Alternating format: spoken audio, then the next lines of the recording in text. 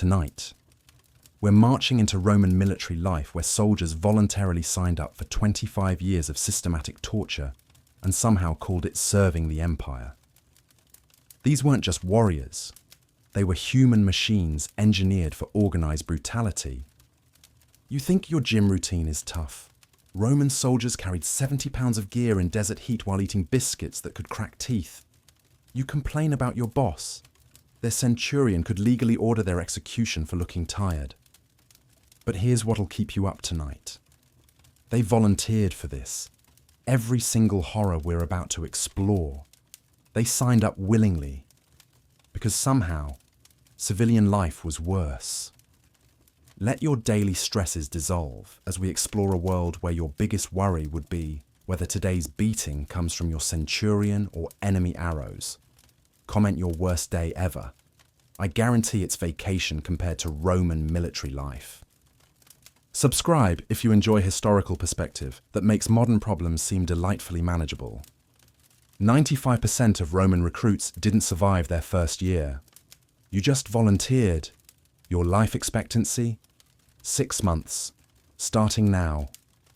4 a.m. Complete darkness. Then crack. A hobnailed boot connects with your skull, and you're kissing stone floor while tasting blood. Congratulations. You just met your centurion. His name is Marcus. He hasn't smiled since the Punic Wars, and he considers concussions a friendly greeting. Up! Now! Move your corpse!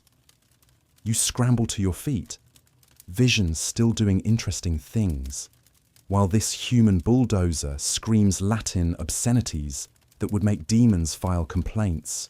Around you, 40 other recruits are having the same religious experience, suddenly very awake and deeply regretting every life choice. Here's what nobody told you about Roman military recruitment. They don't actually want you to survive. The 95% death rate, that's not a bug. It's a feature. They're looking for the 5% who are too stupid or too stubborn to die. Everything else is just sorting the wheat from the corpse pile. Your bunk, a straw mattress stuffed with the dreams of dead soldiers and approximately 4,000 fleas. The accommodation philosophy was simple. If you're comfortable, you're not suffering enough. Suffering builds character. Character wins wars. Comfort gets you killed by Gauls. The barracks temperature hovers somewhere between penguin habitat and why do humans need warmth anyway? You can see your breath, which is impressive considering you're not sure you're still breathing properly after that wake-up call. But here's where it gets really fun. This isn't punishment. This is Tuesday morning. A normal routine, everyday Tuesday morning in the glorious Roman army. The punishment version involves actual creativity and usually ends with someone becoming a very educational example for the other recruits. Your first order of business? Physical training designed by people who thought human limitations were just adorable suggestions. Push-ups until your arms feel like overcooked spaghetti. Running until your lungs file a formal resignation. Weapon drills that turn your hands into raw hamburger with opposable thumbs. You think you're tired? Marcus screams, his face approximately 1 inch from your nose. Tired is what happens to dead people. Are you dead? You want to say not yet, but honestly, you're not entirely sure. The line between a live and animate corpse gets pretty blurry around hour 3 of Roman morning exercises. And this is before breakfast, which, spoiler alert, is going to make this wake-up call look like a gentle massage from your grandmother. Roman military cuisine was designed by people who thought food poisoning was a reasonable training tool. The sun isn't even considering rising, but you're already soaked in sweat, covered in dirt, and questioning whether your mother dropped you on your head as a baby. Actually, scratch that. If she had, you might be smart enough to have avoided this situation. Your fellow recruits look like extras from the world's worst zombie movie. Everyone's moving with that special combination of terror and exhaustion that comes from knowing your day is about to get infinitely worse. And it is. Oh, It really is. "Welcome to the Roman army," Marcus bellows. "And you swear the walls shake. 25 years of this, if you live that long." 25 years. You do the math in your head, then immediately regret learning mathematics. At 95% annual mortality rate, your chances of seeing retirement are roughly equivalent to being struck by lightning while winning the lottery during a solar eclipse. But here's the thing that'll really scramble your brain. People actually volunteered for this. Lines of people, fighting for the privilege of systematic destruction, because somehow civilian life in Rome was worse than this nightmare. Welcome to the Roman army, where every day starts like divine punishment, and somehow it only gets more creative from here. Your training isn't designed to make you stronger. It's designed to kill you slowly, efficiently, and with maximum educational value for the survivors. Welcome to Roman boot camp, where they turn human beings into weapons through systematic torture they call character building. The schedule reads like it was written by someone with serious anger management issues and a doctorate in creative suffering. 6 hours of weapon training that leaves you looking like you've been mauled by metal wildcats. 4 hours of marching that redefines your relationship with your own feet. 3 hours of construction work because apparently regular exhaustion wasn't quite exhausting enough. Here's your daily highlight reel. 30-mile marches in full gear, carrying 70 pounds, in weather that makes hell look air-conditioned. The Romans had this adorable theory that if you could march 30 miles without dying, you might survive actual combat. The math was simple. Dead soldiers don't win battles, but neither do comfortable ones. Faster. My grandmother marches faster and she's been dead for 20 years. Marcus has this gift for motivation that involves comparing your performance to deceased relatives.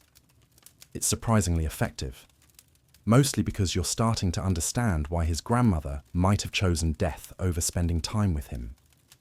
Your gear weighs more than some barbarians. The chainmail alone is 30 pounds of metal misery that jingles when you move and creates pressure points that'll leave bruises shaped like tiny iron rings. It's like wearing a shirt made of regret that happens to stop swords. The shield, your beloved scutum, weighs 22 pounds and is roughly the size of a door. Now imagine holding that door while jogging for 8 hours. Your left arm is going to transform into something that doesn't quite belong to the same species as the rest of your body. But wait, there's more. You've also got sword, dagger, 2 javelins, helmet, pack, and enough supplies to keep you technically alive for 3 days. All told, you're carrying roughly 70 pounds of essential equipment, which is Roman for stuff that'll kill you if you drop it. The pace, 4 miles per hour, for 8 hours. While maintaining formation, if you fall behind, Marcus has creative motivational techniques that involve leather whips and vocabulary that would make barbarians blush. Romans invented some truly artistic swear words. Weapon training is where things get intimate with violence. Your gladius isn't just a sword, it's 20 inches of steel that's going to become more familiar to you than your own family. You'll practice stabbing, slashing, and parrying until your hands bleed. Then practice more because bloody hands build character. The training dummy becomes your obsession. Wood and straw, destined to be stabbed approximately 10,000 times over the next few months. You'll dream about it. You'll wake up planning new ways to kill it. You'll develop a personal relationship with an inanimate object that involves mostly violence. Hit it like it insulted your mother! The psychological genius of Roman training.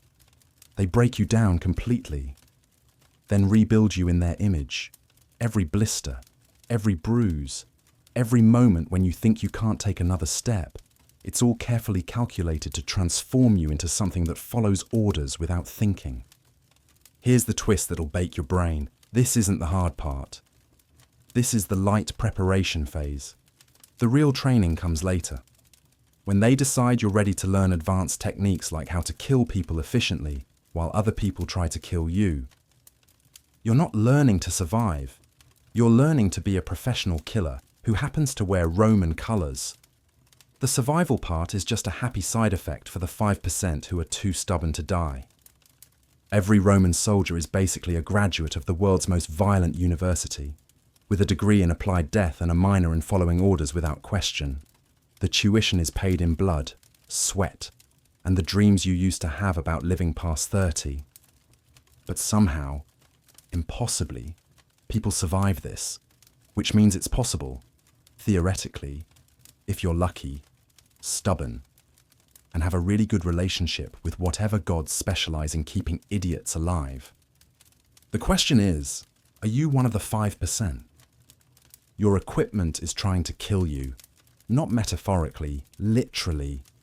Every piece of gear issued by the Roman army is a carefully engineered death trap disguised as protection. Welcome to military procurement, where the lowest bidder wins and soldiers pay the price in blood. Let's start with your chainmail. 30 pounds of metal rings that hang from your shoulders like a shirt made of suffering. In summer, it becomes a personal oven that slow roasts you from the inside. In winter, it's a refrigeration unit that keeps your body temperature just above technically still alive. The genius of Roman armor design. It protects your vital organs while simultaneously trying to cook them. You'll sweat so much that dehydration becomes your armor's primary combat tactic against you. Congratulations. You're wearing a 30-pound suicide vest that happens to stop swords. Your helmet blocks your vision, restricts your hearing, and channels rainwater directly into your eyes. Roman engineers apparently thought sensory deprivation was a reasonable trade-off for not having your skull split open. Fair point, but try fighting when you can't see, hear, or breathe properly. But the real star of this death trap collection, your shield. 22 pounds of laminated wood and leather, shaped like a door because apparently Roman soldiers were part-time bouncers. Holding this thing for 8 hours is like carrying a coffee table into battle. Except the coffee table is supposed to save your life. Here's the beautiful irony. Your shield is held with a single horizontal grip. One grip. For a 22-pound door. Your left arm is going to develop muscles in places that medical science didn't know muscles could exist. After 6 months, your left arm will look like it belongs to a different species. Your gladius sits on your right hip, where it has a delightful habit of banging against your leg with every step. It's designed for close quarters stabbing, which is Roman for we like our violence personal and uncomfortably intimate. 20 inches of steel optimized for punching holes in people who disagree with Roman foreign policy. The pilum, your javelin, is engineering comedy gold. This isn't just a spear. It's designed to be completely useless after you throw it once. The tip bends on impact so enemies can't throw it back. Brilliant strategy. Except now you're in battle with one less weapon and a really expensive stick. You get 2 javelins, which means exactly 2 throws before you're back to stabbing people with your sword. Roman military doctrine. Throw away your weapons, then fight with whatever's left. Genius.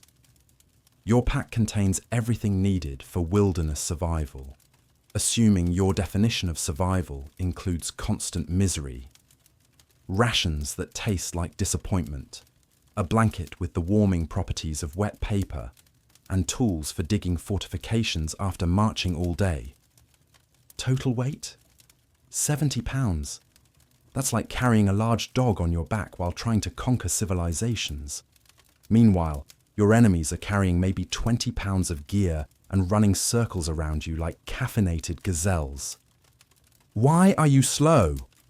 Marcus screams. Because you're carrying too much stuff. You want to scream back, but self-preservation kicks in. Romans don't appreciate logical feedback from recruits. Here's what nobody explains. This equipment that's trying to kill you is also keeping you alive. That heavy armor stops swords. That unwieldy shield blocks spears. That uncomfortable helmet prevents your brain from redecorating the battlefield in interesting patterns.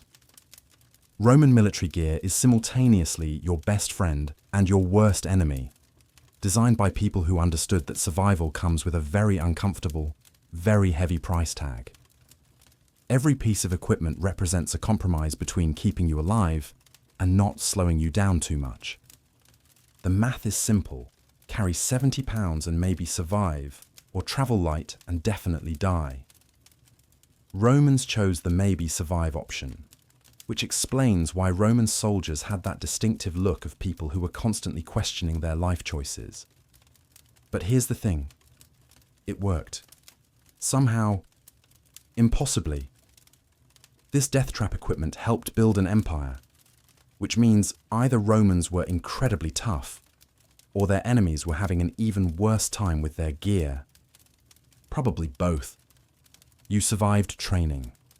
Congratulations. Your reward. Roman military food, designed by people who thought nutrition was a character flaw and flavor was for weaklings. Welcome to the mess hall, where meals are weapons of mass destruction disguised as sustenance. Meet hardtack, your new best friend and dental nemesis. This isn't bread. This is compressed disappointment baked into brick form. Roman bakers achieved something truly remarkable. They created food that could double as building material. Drop a piece of hardtack, and it doesn't break, the floor does. Eat your hardtack, Marcus screams, watching recruits desperately gnaw on what appears to be fossilized sadness. You need to soak it in water for 20 minutes just to make it chewable. And even then, it tastes like someone mixed sawdust with broken dreams. The genius of hardtack? It lasts forever, because even bacteria won't eat it. This stuff could survive nuclear war, zombie apocalypse, and the heat death of the universe. Unfortunately, so will you, because it's your primary food source for the next 25 years. Your daily rations include 1 pound of hardtack, which sounds generous until you realize it's basically eating concrete. The Romans calculated that a soldier needs about 3,000 calories per day. Hardtack provides maybe 200, and that's if you can actually digest it without breaking your teeth. Then there's the wine. And by wine, I mean vinegar with delusions of grandeur. Roman military wine, posca, tastes like someone mixed grape juice with pure regret and left it in the sun for 6 months. It's technically alcoholic, which is the only reason soldiers drink it without immediately deserting. Drink your posca, Marcus commands, and you watch grown men weep as they choke down liquid that could strip paint. The alcohol content is just high enough to kill bacteria and not quite high enough to kill your taste buds. Roman military efficiency at its finest. But wait, there's more culinary horror. Mystery meat that could be anything from pork to horse to better not ask. Roman quartermasters had a flexible relationship with the truth when it came to protein sources. If it was dead and vaguely meat-shaped, it qualified as dinner. The cooking method? Boil everything until it surrenders. Romans believed that if you cooked something long enough, it would eventually become edible. This theory was tested extensively and proven completely wrong, but they stuck with it for centuries. Your mess kit consists of 1 bowl, 1 spoon, and 1 cup. That's it. You eat everything out of the same bowl, which develops interesting flavors over time. Soap was for civilians. Soldiers built immunity through creative bacteria exposure. Salt was your only seasoning, and you were lucky to get it. Roman soldiers were literally paid in salt, hence salary. Your paycheck was a bag of white crystals that made everything taste slightly less like despair. Modern armies have hot sauce. Romans had rock salt and optimism. The cooking schedule, whenever Marcus feels like it, which is usually never. Roman soldiers learned to eat fast when food was available because there was no guarantee when the next meal might happen. Speed eating became a survival skill. Here's the psychological warfare aspect. Roman military food was deliberately bad. The theory was that if you could survive on hardtack and vinegar wine, enemy cuisine would seem like luxury dining. Plus, hungry soldiers, fight harder, because death in battle might be preferable to another meal. The field kitchen was basically a disaster with fire, no refrigeration, no sanitation, no quality control. Food poisoning wasn't a bug, it was a feature. If you survived Roman cooking, you could probably survive actual poison. Consider it immunization through culinary torture. Water was filtered through cloth, which removed the visible chunks, but left everything microscopic and hostile. Roman soldiers developed iron stomachs because the alternative was death by digestive rebellion. But here's the twist. This terrible food kept an empire running for centuries. Romans conquered the known world fueled by hardtack, bad wine, and mystery meat. Either Roman soldiers were incredibly tough, or their enemies were having even worse meals. Probably both. Welcome to military dining, where the food is bad and your life expectancy is worse. 25 years of systematic torture, terrible food, and equipment designed to kill you. You signed up voluntarily. Your family thinks you've lost your mind. Plot twist. You're probably the smart one. Welcome to Roman economics, where military service is the least horrible option available. Let's talk about civilian life in Rome, shall we? If you're poor, and statistically you are, your options are starve slowly, starve quickly, or become someone's property. Roman society was basically a pyramid scheme where 90% of people got crushed by the other 10%.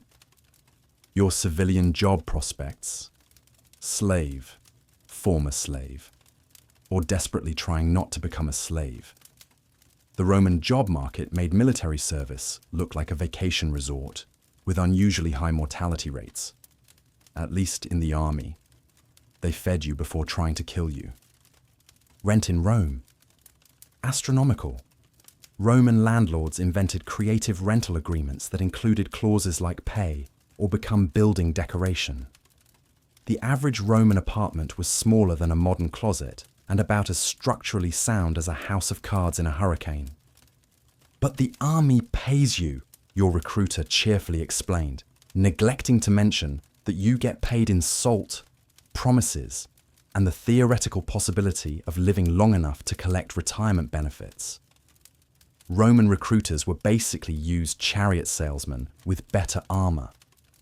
Here's your compensation package: 225 denarii per year, minus deductions for food terrible, equipment trying to kill you, and burial insurance optimistic.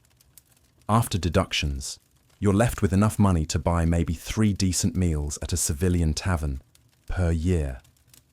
But wait, there's more. If you survive your 25-year sentence, you get a land grant. Actual land, of course. It's usually located in some frontier hellscape where the previous owners died violently. But hey, it's yours. Assuming you live to see it. The citizenship bonus is the real prize. Complete your service, and you become a full Roman citizen with voting rights, legal protection, and the privilege of paying taxes. Roman citizenship was like a VIP membership to civilization, except the entry fee was measured in decades of potential death. Your civilian alternatives: work in the mines until your lungs turn to stone, become a gladiator and die for entertainment, join a trade guild and spend your life competing with slaves who work for free, or try farming, where bad weather, bandits, and tax collectors compete to see who can ruin you first. Roman social mobility was simple: be born rich, marry rich, or survive the army. 2 of those options required luck. 1 required being too stubborn to die. Guess which one poor kids chose? The psychological genius of Roman recruitment. They made military service look like opportunity instead of organized suicide. Join the army, see the world, meet interesting people, and kill them. Wasn't just a recruiting slogan, it was a career path. Your family's reaction to your enlistment: relief, mostly, 1 less mouth to feed, and maybe you'll send money home if you survive, Roman families had realistic expectations about military service outcomes. Here's what nobody mentions in the recruitment speech. Civilian life was so bad that people fought for the chance to join an organization with a 95% casualty rate. Think about that math. Roman civilian life was worse than almost certain death. The waiting list for military service stretched for months. People competed for the privilege of systematic destruction because the alternative was slower, more boring destruction with no retirement benefits. But the real kicker, it worked. Roman soldiers were motivated by the mathematical certainty that civilian life was worse than military hell. When your choices are starve slowly, or maybe die gloriously, glory starts looking pretty attractive. Plus, if you survived, you'd have stories that would make civilian problems seem trivial. You think your job is bad. I spent 25 years carrying 70 pounds while people tried to stab me with sharp metal objects. Roman military service, where the job description includes probable death and people still line up to apply. Either Romans were incredibly brave, or civilian life was incredibly horrible. Definitely both. Welcome to the Roman dream, where military nightmare is actually an upgrade. Your body isn't just a soldier, it's construction equipment, pack animal, and building material all rolled into one increasingly damaged package. Welcome to Roman military engineering, where soldiers don't just fight wars, they build the infrastructure to make fighting wars more efficient.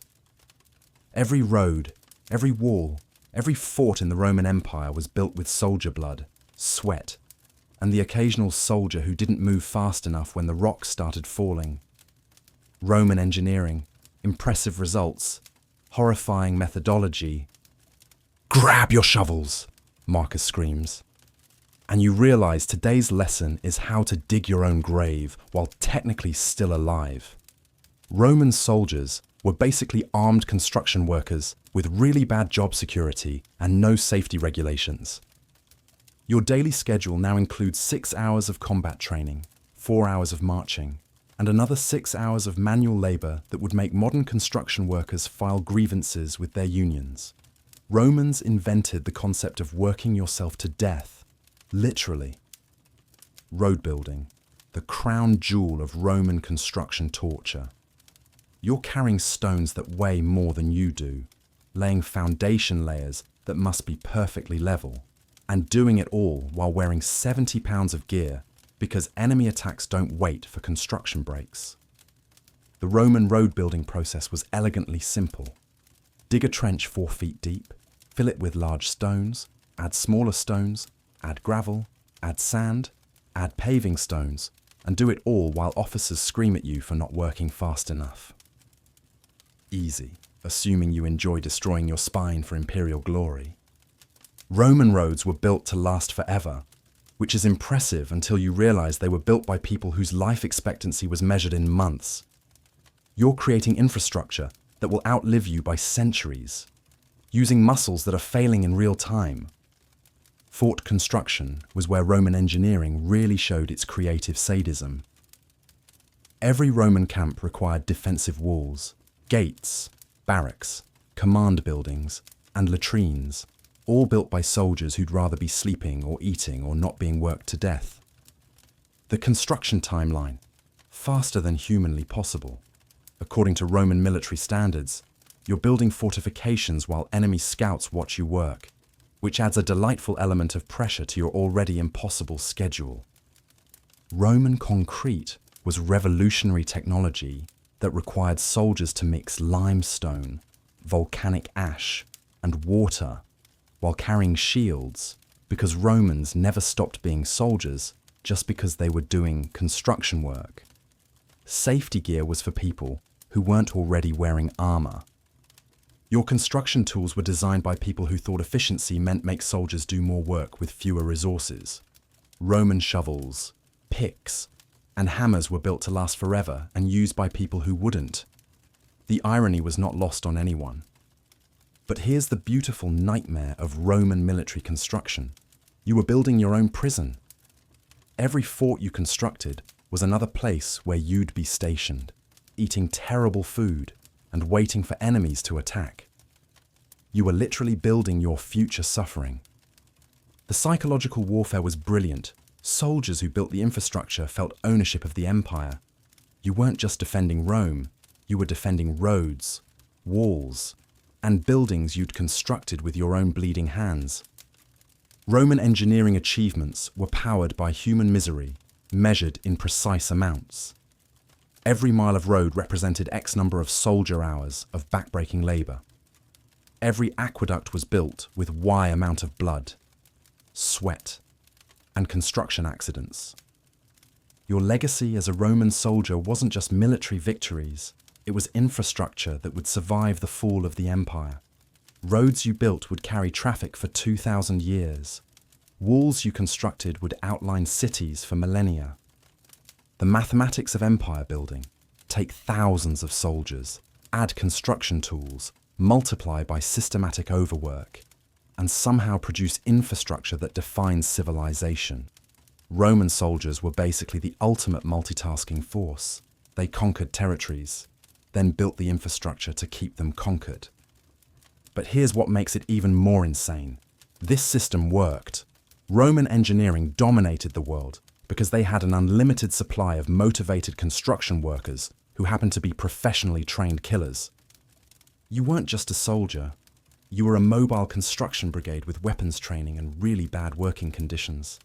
And somehow, impossibly, that combination built an empire that lasted 1,000 years. Welcome to Roman multitasking, where your job description includes fight enemies and build civilization, and the pay is still terrible. You thought training was brutal? Congratulations. You just graduated to Roman military discipline, where they've turned punishment into an art form with 103 different ways to kill you legally. Not discipline you, kill you. Roman HR policies were written by people who thought creativity and homicide were the same department. Your first week as a real soldier, you watch Gaius get beaten to death by his own tent mates for falling asleep on guard duty.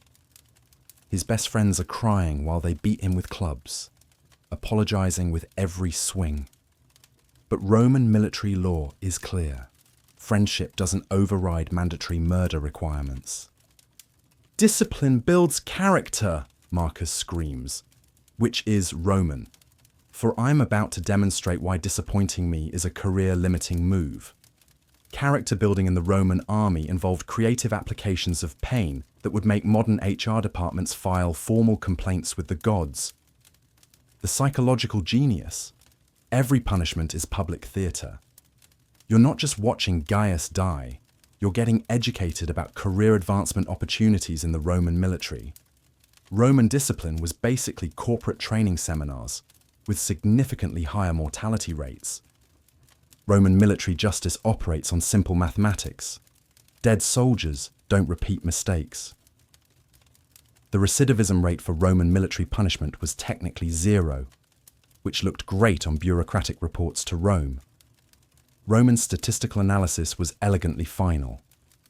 Meet decimation, the lottery nobody wants to win. Your unit fails in battle. Every 10th soldier gets beaten to death by the other 9. Pure random selection. You could be the best soldier in the legion, but if you draw the wrong stone, your buddies become your executioners while filing formal apologies. Marcus, I don't want to kill Lucius. Tough. Orders are orders. Clubs up. Roman military discipline was basically mandatory participation in your friend's murder, with detailed paperwork requirements and performance evaluations. Team-building exercises with permanent consequences. The beauty of Roman discipline: it wasn't based on individual guilt or innocence. Justice was mathematical, punishment was systematic, and survival was statistical.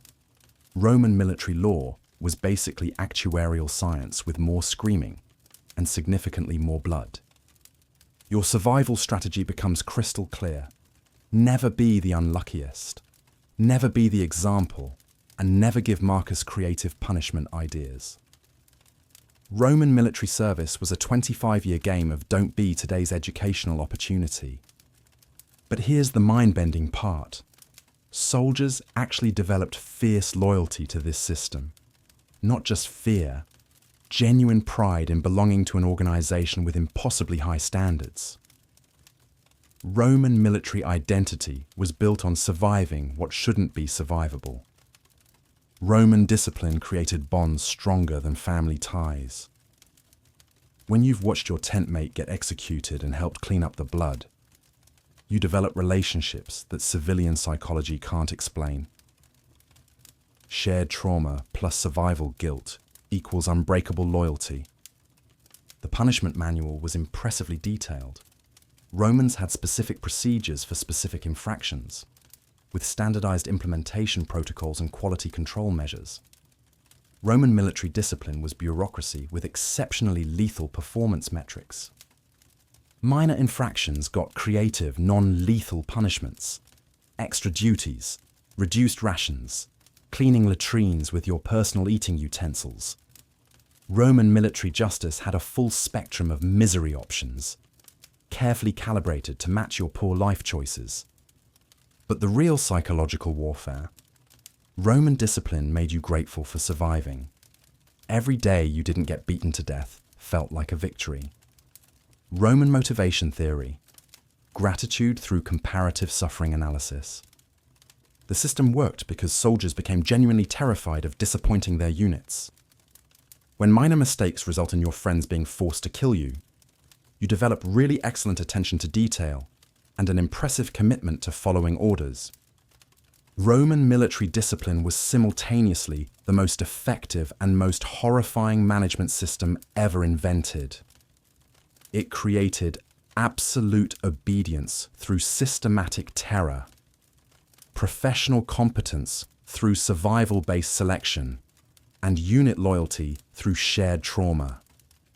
Welcome to Roman disciplinary action, where death isn't just possible. It's a management tool with standardized procedures and measurable results. Roman punishment wasn't just about inflicting pain. It was about rewiring human psychology through carefully calculated trauma. Welcome to Military Psychology 101, taught by masters who understood that the real weapon wasn't the punishment itself, but what it did to everyone watching. You're standing in formation, watching Marcus read charges against Quintus for losing his gladius. Standard penalty, death. But here's the psychological masterpiece. Quintus's tent mates have to carry out the execution. Roman military justice wasn't just about killing rule breakers. It was about making survivors complicit in the system. Friendship doesn't override military law, Marcus announces. And you watch 8 grown men start crying before they even pick up their clubs. Roman military psychology. Make everyone an executioner, and nobody can claim moral superiority. The genius wasn't the physical punishment, it was the emotional destruction of witnesses. Every Roman soldier learned that the system could force you to kill your best friend while following proper legal procedures. Roman trauma therapy involved mandatory participation in institutionalized horror. Quintus's tent mates are apologizing while they swing. Sorry, brother. Orders are orders. Forgive me. Please forgive me. Roman execution protocol included formal apology requirements because bureaucracy improves everything, including murder. But here's what scrambles your brain. After watching their friend die, those 7 survivors become absolutely unshakable soldiers. They've crossed a psychological line that civilian minds can't comprehend. Roman military conditioning created loyalty through shared moral destruction. The punishment isn't really about Quintus. It's about programming the other 79 soldiers watching. Roman military psychology understood that witnessing systematic horror creates specific behavioral modifications. Educational theatre with permanent psychological results. You're not just afraid of punishment, you're afraid of being forced to punish others. Roman discipline created layers of terror that included personal destruction and mandatory participation in destroying others. Psychological warfare with legal documentation requirements. The tentmate system was brilliant social engineering. Your closest friends become your potential executioners, and you become theirs. Roman military psychology. Eliminate the possibility of rebellion by making everyone responsible for enforcement. Roman soldiers developed something psychologists today would recognize as institutionalized trauma bonding. Shared horror plus survival guilt plus mandatory complicity equals loyalty, stronger than family bonds. Roman military conditioning was accidentally therapeutic and deliberately destructive. The psychological adaptation was remarkable. Soldiers learned to compartmentalize extreme violence while maintaining functional relationships. Roman military training created emotional flexibility that bordered on multiple personality development. "You will thank me for this lesson," Marcus screams. And the horrifying part is that he's probably right. Soldiers who survived Roman discipline became psychologically unbreakable. Roman military psychology, trauma as professional development. But here's the beautiful irony. This systematic psychological destruction created the strongest military bonds in human history. Soldiers who'd participated in their friends' executions developed loyalty that transcended normal human psychology. The survival mechanism was elegant. Embrace the system completely or be destroyed by it. Roman soldiers learned to find meaning in horror, purpose in trauma, and brotherhood in shared moral compromise. Psychological adaptation through systematic exposure to impossible choices. Roman military discipline created soldiers who could function normally in civilian life while carrying memories that would break normal minds. They developed psychological resilience through systematic exposure to moral impossibility. The long-term effects were predictable. Roman veterans formed bonds that lasted decades, maintained loyalty that survived political changes, and carried trauma that became their defining strength. Roman military psychology accidentally created the most psychologically resilient soldiers in history. But the real masterpiece, soldiers volunteered for this system. They competed for the privilege of psychological destruction because the alternative, civilian life, was somehow worse. Roman military recruitment was based on offering systematic trauma as career advancement.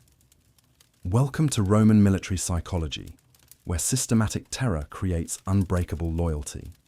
Shared horror builds lasting brotherhood, and psychological destruction becomes professional development with lifetime benefits. Meet your immediate supervisor, Marcus the Centurion, whose job qualifications include 2 decades of creative violence and unlimited legal authority to execute you for any reason he deems appropriate. Welcome to Roman management structure, where your boss's primary performance metric is keeping you terrified and productive. Marcus controls your life completely. When you eat, when you sleep, when you die. All executive decisions made by one man whose mood determines your survival probability. Roman corporate hierarchy was basically dictatorship with better armor and more systematic documentation. "I am your god now," Marcus announces on your first day. And honestly, he's not exaggerating.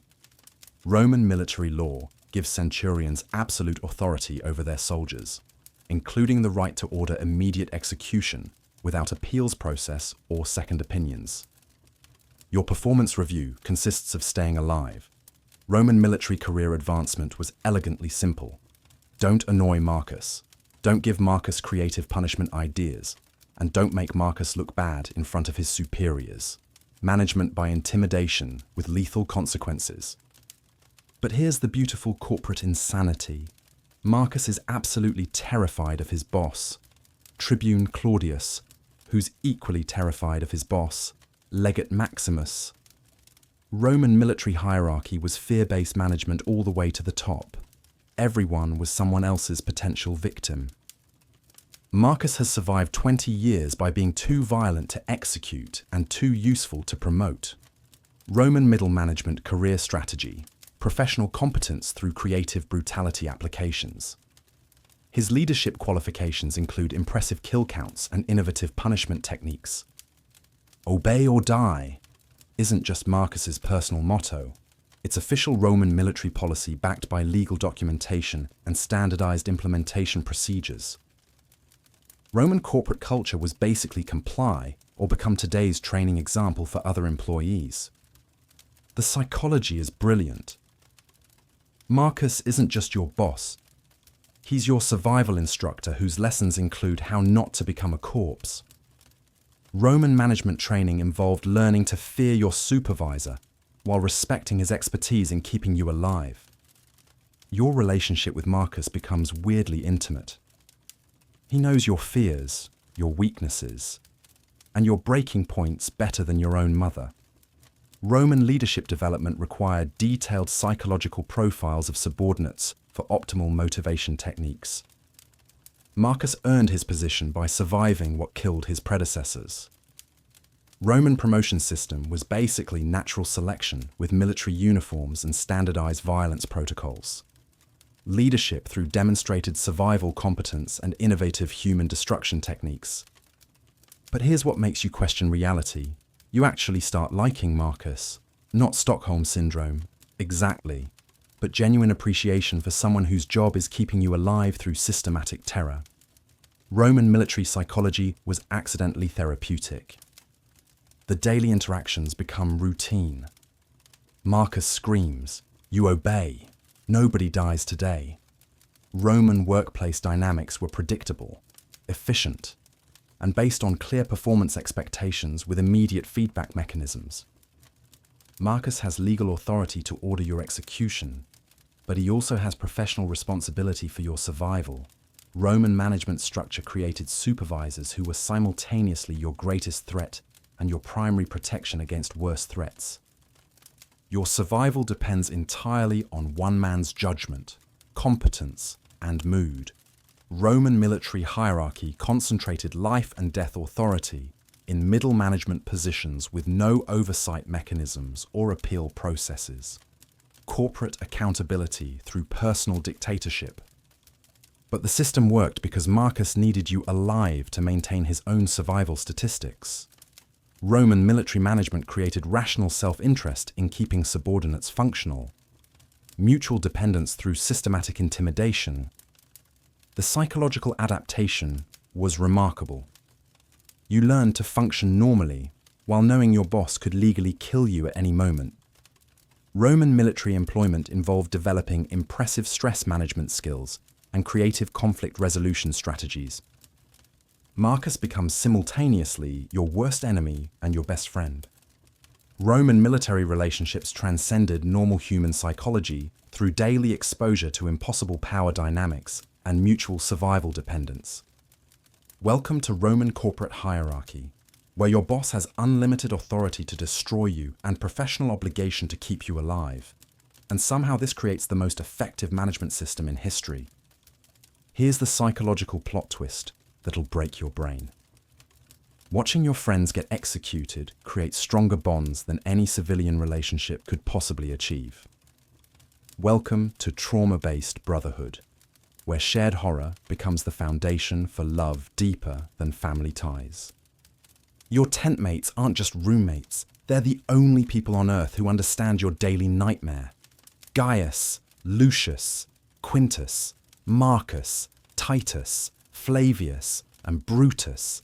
7 guys who share your constant terror and whose survival directly impacts your own. Roman military psychology accidentally discovered that shared trauma creates unbreakable emotional connections. When Decimus gets beaten to death for falling asleep on guard duty, something fundamental changes in your brain chemistry. You don't just fear the system, you desperately love the people suffering through it with you. Roman brotherhood was forged in fires of mutual terror and systematic abuse.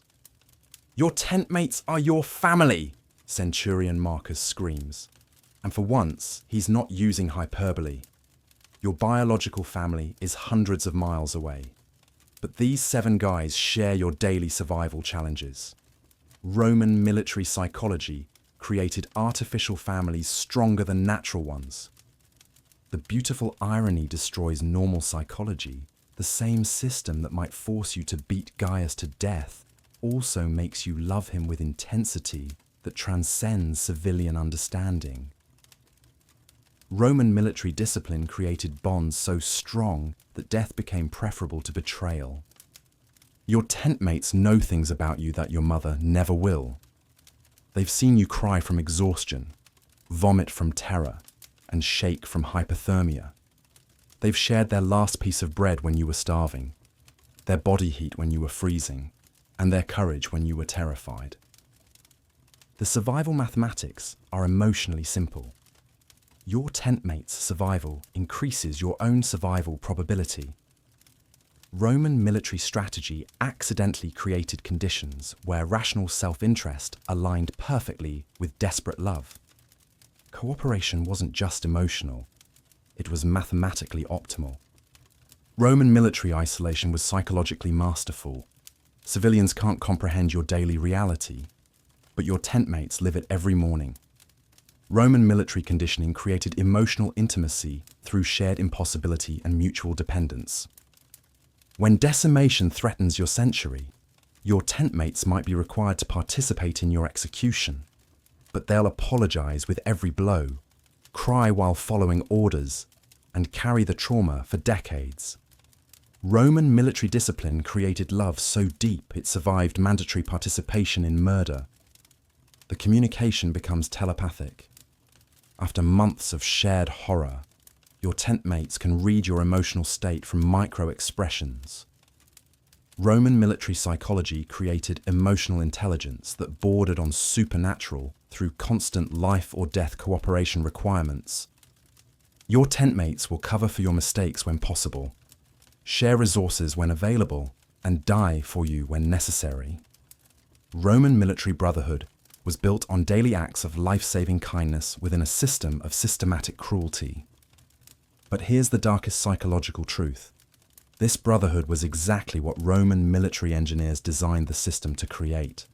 They understood that soldiers who loved each other desperately would fight harder, follow orders better, and never abandon their positions. The loyalty becomes absolute. Roman soldiers would march into certain death rather than disappoint their tent mates. They'd endure torture rather than betray their brothers. Roman military psychology created emotional bonds stronger than self-preservation instincts. When your tent mate dies, you don't just lose a friend, you lose part of your identity. Roman military brotherhood created emotional investments so deep that survivors carried their dead friends' memories like physical wounds. Grief became a form of love, lasting decades. The psychological conditioning was permanent. Roman military veterans would travel hundreds of miles to reunite with surviving tent mates. These bonds lasted longer than marriages, survived political upheavals, and transcended normal human relationship categories. Your tent mates become your chosen family, emotional support system, and primary reason for survival. Roman military psychology created the strongest human connections in recorded history through systematic exposure to shared impossibility. Welcome to Roman military brotherhood, where systematic terror creates unbreakable love, shared horror builds lasting loyalty, and trauma becomes the foundation for relationships that redefine human emotional possibility. Today you stop being an individual soldier and become a component in something terrifying, a collective killing organism that moves with mathematical precision. Welcome to Roman battle formation, where your personal identity disappears and you become part of a human machine designed for systematic enemy destruction. Lock shields, Marcus screams, and suddenly you're not you anymore. Your shield connects with Gaius's shield, your sword arm coordinates with Lucius's movements, and your breathing synchronizes with 7 other terrified humans. Roman military psychology. Individual terror plus collective coordination equals unstoppable force. The The testudo formation transforms your century into a mobile fortress made of wood, metal, and human stubbornness. You're literally locked together with your tent mates, moving as one organism designed for maximum killing efficiency. Roman military engineering applied human cooperation to systematic slaughter. Your personal survival instincts get overridden by collective programming. Individual Flavius wants to run screaming, but component of formation Flavius maintains position because the machine requires it. Roman battle psychology was about transcending individual limitations through collective identity. The psychological transformation is immediate and terrifying. Your gladius stops being your weapon and becomes part of a larger weapon system. Your shield protects not just you, but the entire formation. Roman tactics converted individual soldiers into limbs of a larger creature. Move as one, Marcus commands, and somehow you do. 80 separate human beings become a single entity with multiple legs, arms, and minds all focused on killing enemies efficiently. Roman military magic, human fusion through systematic coordination. The terror becomes manageable because it's shared equally among 80 people. Individual fear gets diluted by collective purpose. Roman military psychology understood that shared terror plus unified action equals functional courage. Your tent mate Brutus stumbles, and without thinking, you adjust your position to compensate. The formation automatically self-corrects like a living organism healing minor injuries. Roman military training created instinctive cooperation that functioned during combat stress. In formation, you're simultaneously more powerful and more vulnerable than you've ever been. More powerful because you're part of something unstoppable. More vulnerable because your survival depends on 79 other people maintaining perfect coordination. The drill practice suddenly makes sense. Thousands of hours of repetitive movement created muscle memory that functions when your conscious mind is too terrified to think clearly. Roman military training automated complex behaviors for high-stress implementation. Roman battle tactics required every soldier to be individually competent and collectively coordinated. You had to master personal combat skills while simultaneously functioning as a component of a larger system, multitasking at the level of organized human destruction. The beautiful efficiency destroys individual identity while creating collective invincibility. Roman military psychology: surrender personal survival instincts to achieve group survival superiority. Individual sacrifice for collective power. Your gladius work becomes part of a larger pattern of coordinated killing. Roman sword techniques were designed for synchronized attacks where individual movements contributed to systematic enemy destruction. Personal combat became components of collective murder. But here's what saves your sanity.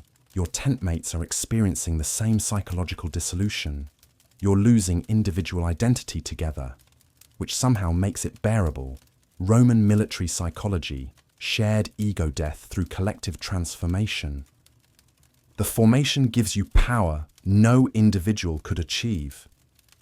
Roman battle tactics created experiences of collective strength that transcended normal human limitations. You become part of something greater than the sum of its parts. When the formation works perfectly, it feels like being part of a machine designed by gods for human destruction. Roman military training created transcendent experiences through systematic coordination and mutual dependence. The psychological addiction is immediate. Individual combat feels weak and ineffective compared to formation fighting. Roman military psychology accidentally created soldiers who preferred collective identity to personal autonomy. Welcome to Roman military transcendence, where individual human beings disappear and collective killing machines emerge, powered by shared terror and coordinated through systematic training. Congratulations on surviving combat training. Your reward is discovering that Roman soldiers have an exciting secondary career as living construction equipment. Welcome to military multitasking, where your job description includes professional killer and human bulldozer with equal performance expectations. Roman roads weren't built by specialized construction crews. They were built by soldiers who'd rather be fighting actual enemies instead of wrestling with stones that weigh more than they do. Roman project management philosophy: why hire civilians when you can force soldiers to do everything? Grab those stones, Marcus screams, and you realize today's lesson is advanced spinal destruction through repetitive heavy lifting. Roman construction work was basically systematic orthopedic surgery without anesthesia, performed by people already carrying 70 pounds of military gear. Your engineering education begins immediately. Roman roads require 4 feet of perfectly layered foundation work. Large stones, medium stones, small stones, gravel, sand, and paving stones. Each layer must be perfectly level, properly compacted, and installed by soldiers who'd prefer to be literally anywhere else.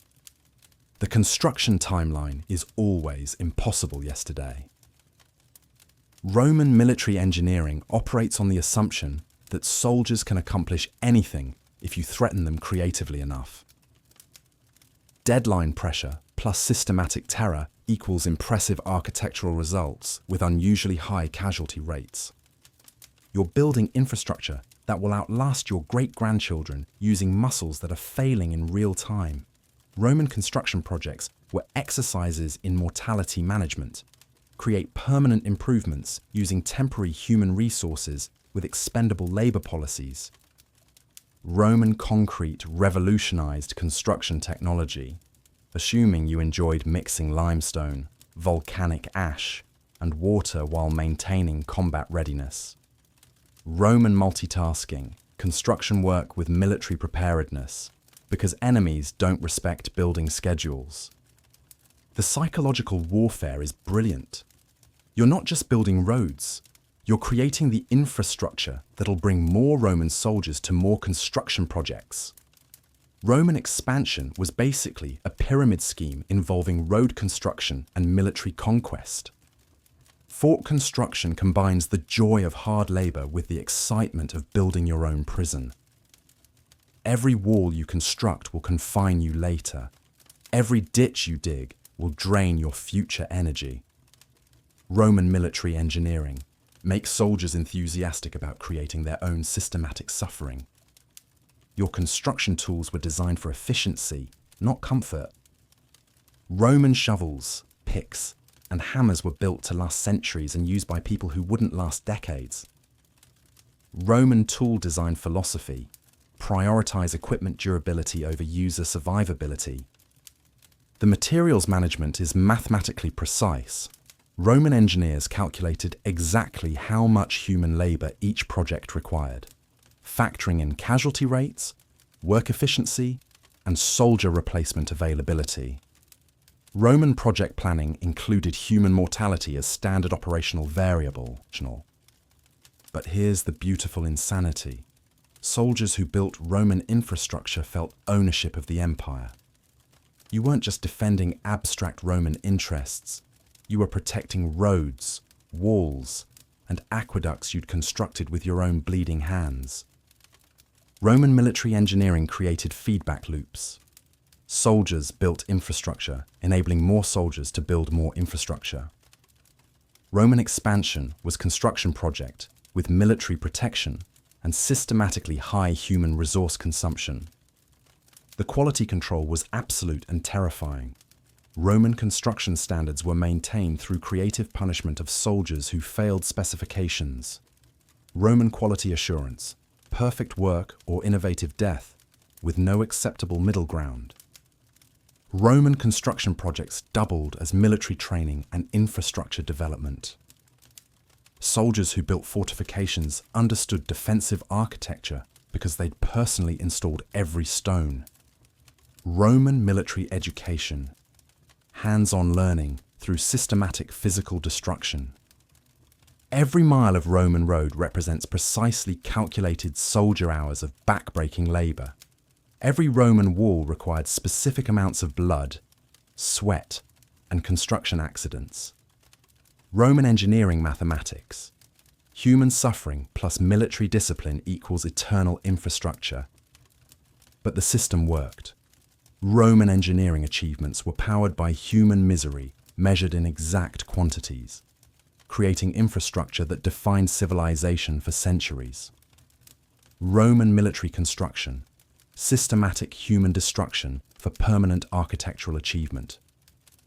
Welcome to Roman military engineering, where soldiers are simultaneously warriors and construction equipment, and mortality rates include both combat casualties and occupational hazards with equal professional development opportunities.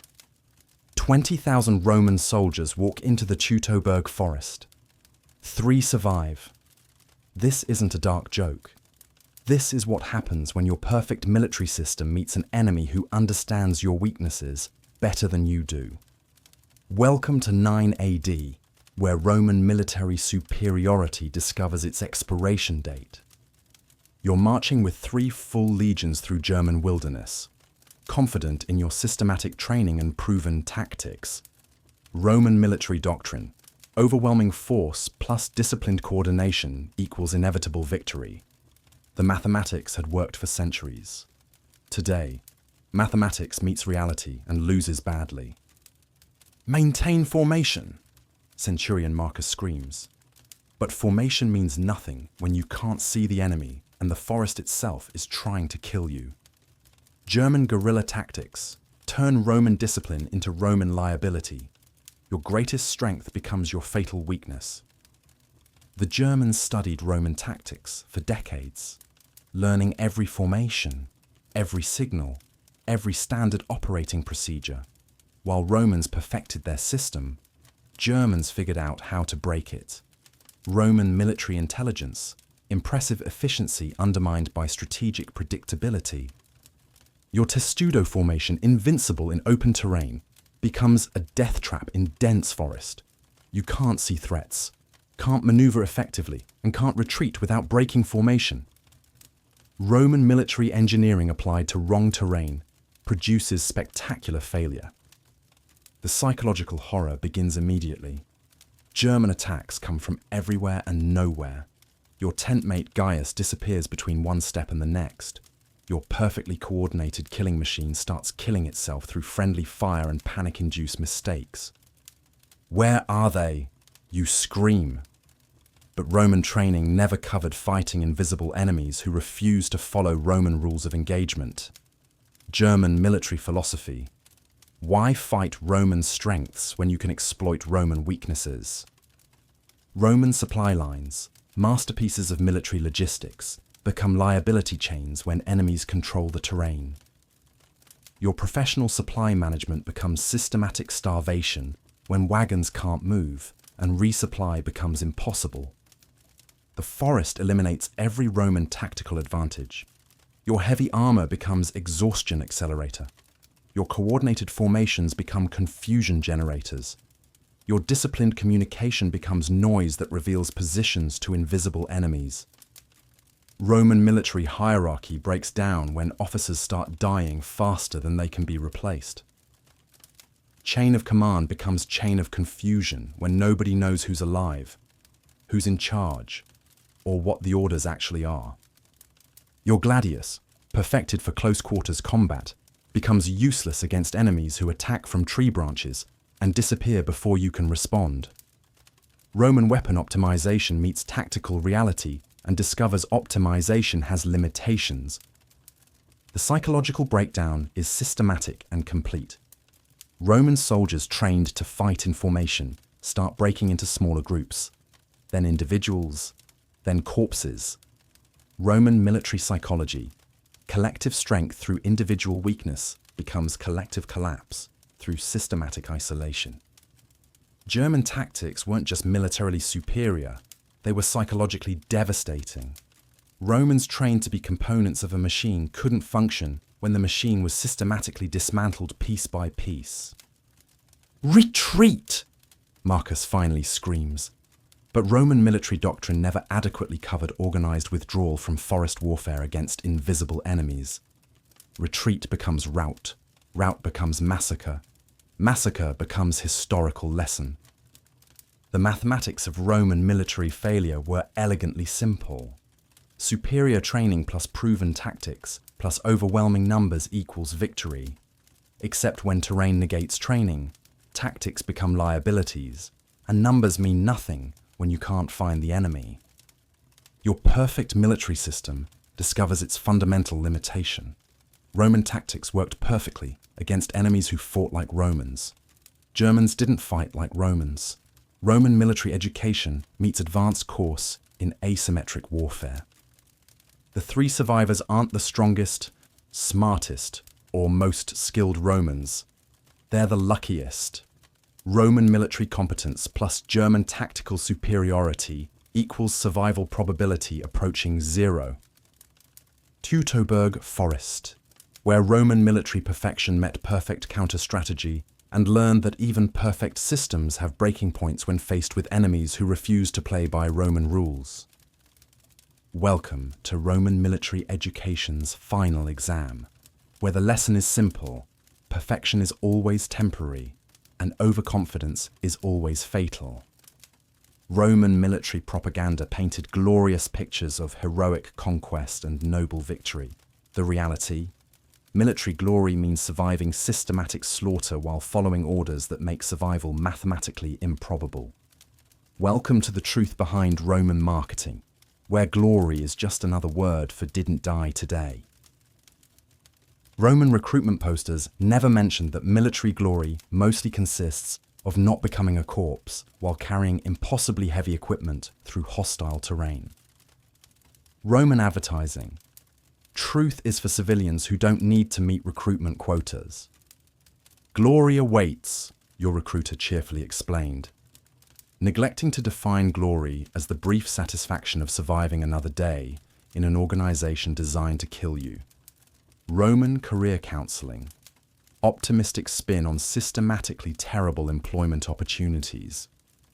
Your first taste of glorious combat involves hiding behind your shield, while Germans throw sharp objects at your face. Military glory turns out to be mostly terror management with occasional opportunities for violence. Roman combat reality. 90% fear, 10% action, 100% chance of trauma. The glorious charge into battle feels less glorious when you realize you're charging toward people specifically trained to kill you using weapons designed for maximum human destruction. Roman military tactics. Run toward death with enthusiasm and proper formation discipline. Roman victory celebrations happen after surviving battles, where most of your friends didn't. Military glory includes mandatory celebration of events that destroyed people you cared about. Roman psychology. Process trauma through organized festivities and alcohol consumption. Your glorious military service includes watching tent mates die from infected wounds, disease, construction accidents, and disciplinary executions. Roman military glory. Comprehensive exposure to human mortality through professional and personal experience. The heroic songs they sing about your battles never mention the smell. Battlefields smell like blood, bowels, and burning flesh. Roman military poetry. Artistic interpretation of systematic human destruction with improved acoustic properties. Roman military glory includes carrying pieces of your dead friends back to camp for proper burial. Glory means distinguishing between your tent mate's body parts and enemy body parts while maintaining emotional stability. Roman logistics.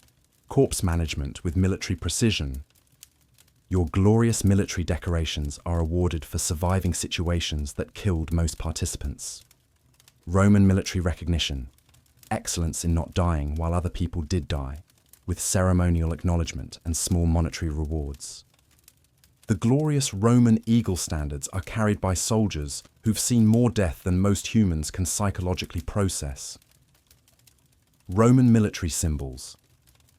Inspiring representations of systematic human destruction carried by professionally traumatized individuals.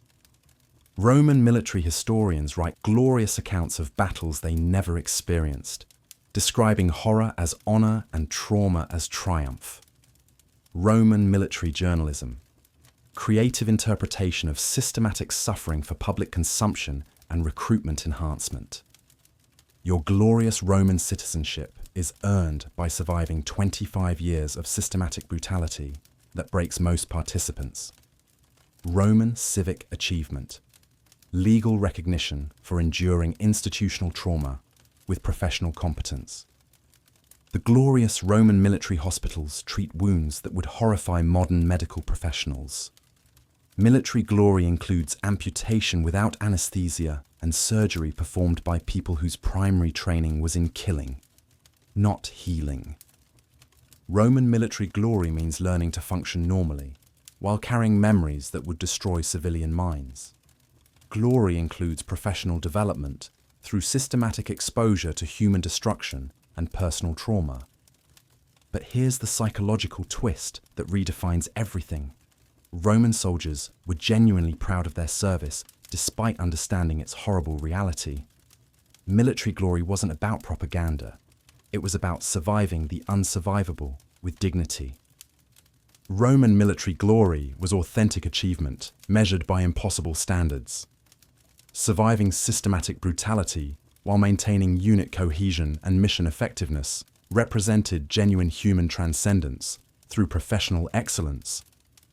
The dark reality behind Roman military glory, it was actually glorious, not because war was beautiful, but because humans proved capable of beauty, even in systematic horror. Welcome to authentic Roman military glory, where honor was earned through surviving dishonor, courage was demonstrated through managing terror, and greatness was achieved by refusing to break under pressure designed to break everyone. Congratulations, you're wounded. Time to discover Roman military medicine, where treatment is often more dangerous than the original injury, and surgeons learned their skills through trial and error on soldiers who couldn't afford better options. Welcome to battlefield healthcare, where the cure frequently involves systematic amputation.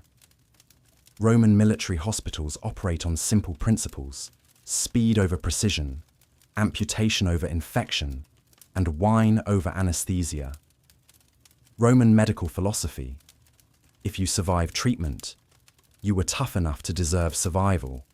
Medical natural selection with sharp instruments. Meet your surgeon, a former soldier whose medical training consisted of watching other people perform surgery, reading one Greek medical text, and extensive practice on wounded soldiers.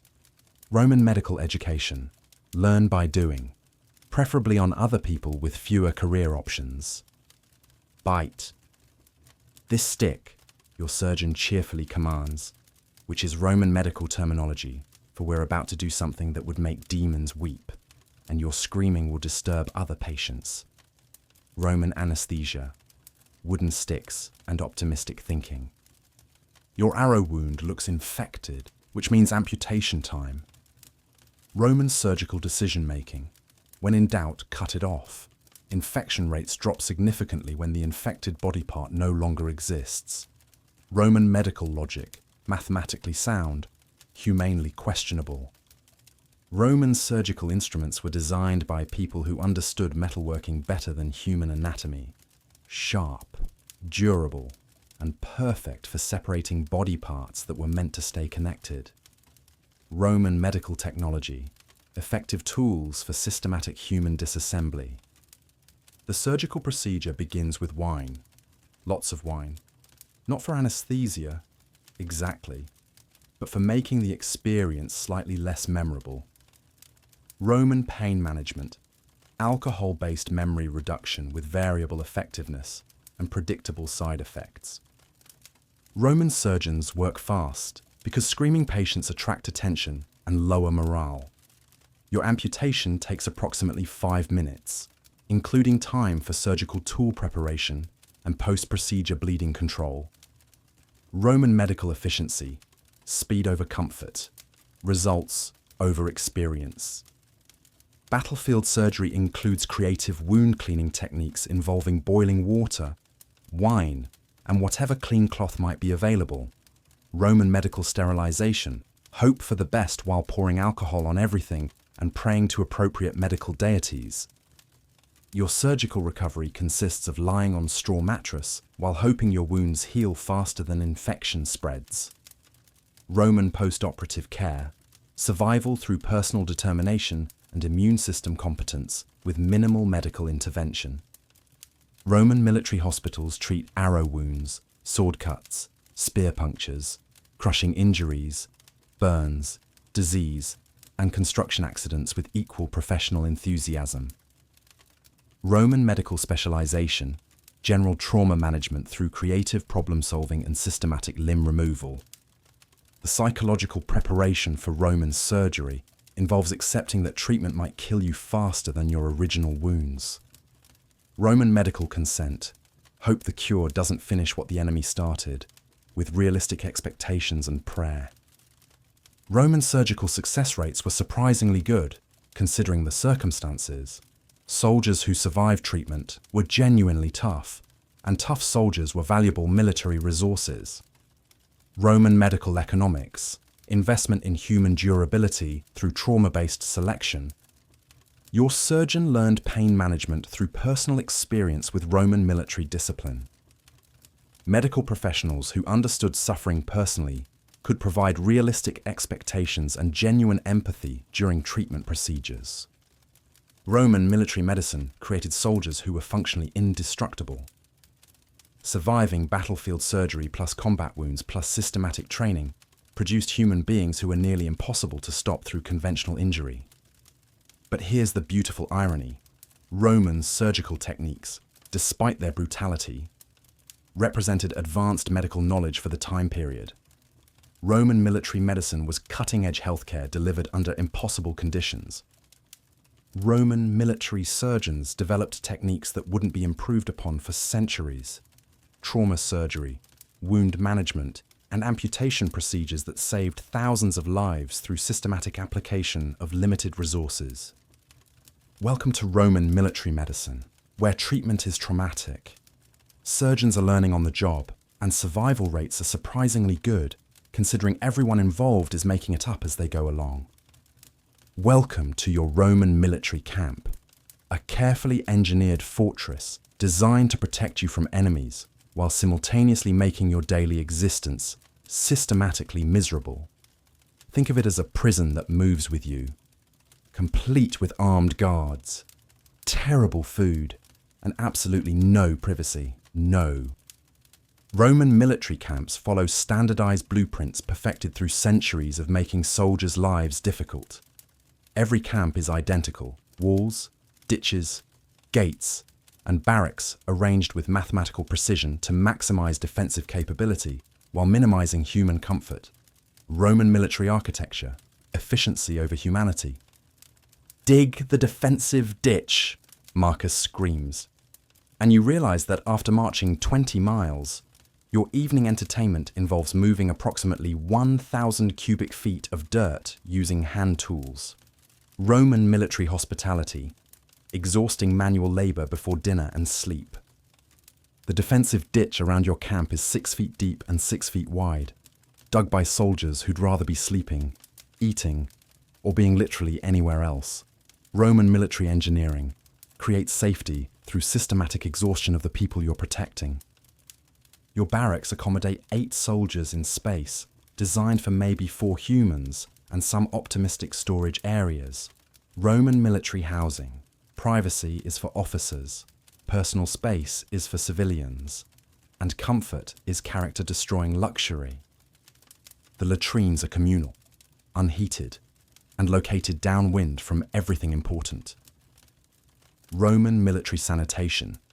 Natural selection through systematic exposure to creative bacterial challenges and medieval concepts of waste management. Roman camp discipline operates 24 hours daily. Guards watch guards watching guards in overlapping security systems designed by people with impressive paranoia and unlimited authority. Roman military security. Trust nobody. Watch everybody. Sleep with weapons. Your sleeping arrangements include sharing body heat with 7 other soldiers, various insects, and whatever rats have moved into the barracks. Roman military accommodations, community living with mandatory intimacy, and rodent roommates. The camp's food storage attracts every scavenger within miles. Rats, insects, and occasional larger predators compete with soldiers for access to Roman military cuisine, Roman wildlife management, armed guards versus hungry animals with territorial disputes. Roman military camps were designed to be temporary, which explains why they're uncomfortable enough to motivate soldiers toward rapid mission completion. Roman military psychology: make camp life worse than combat to encourage aggressive advancement. Camp construction requires soldiers to build their own fortifications after full days of marching and combat. Roman military multitasking: exhausted soldiers performing precision engineering with declining motor skills and growing irritability.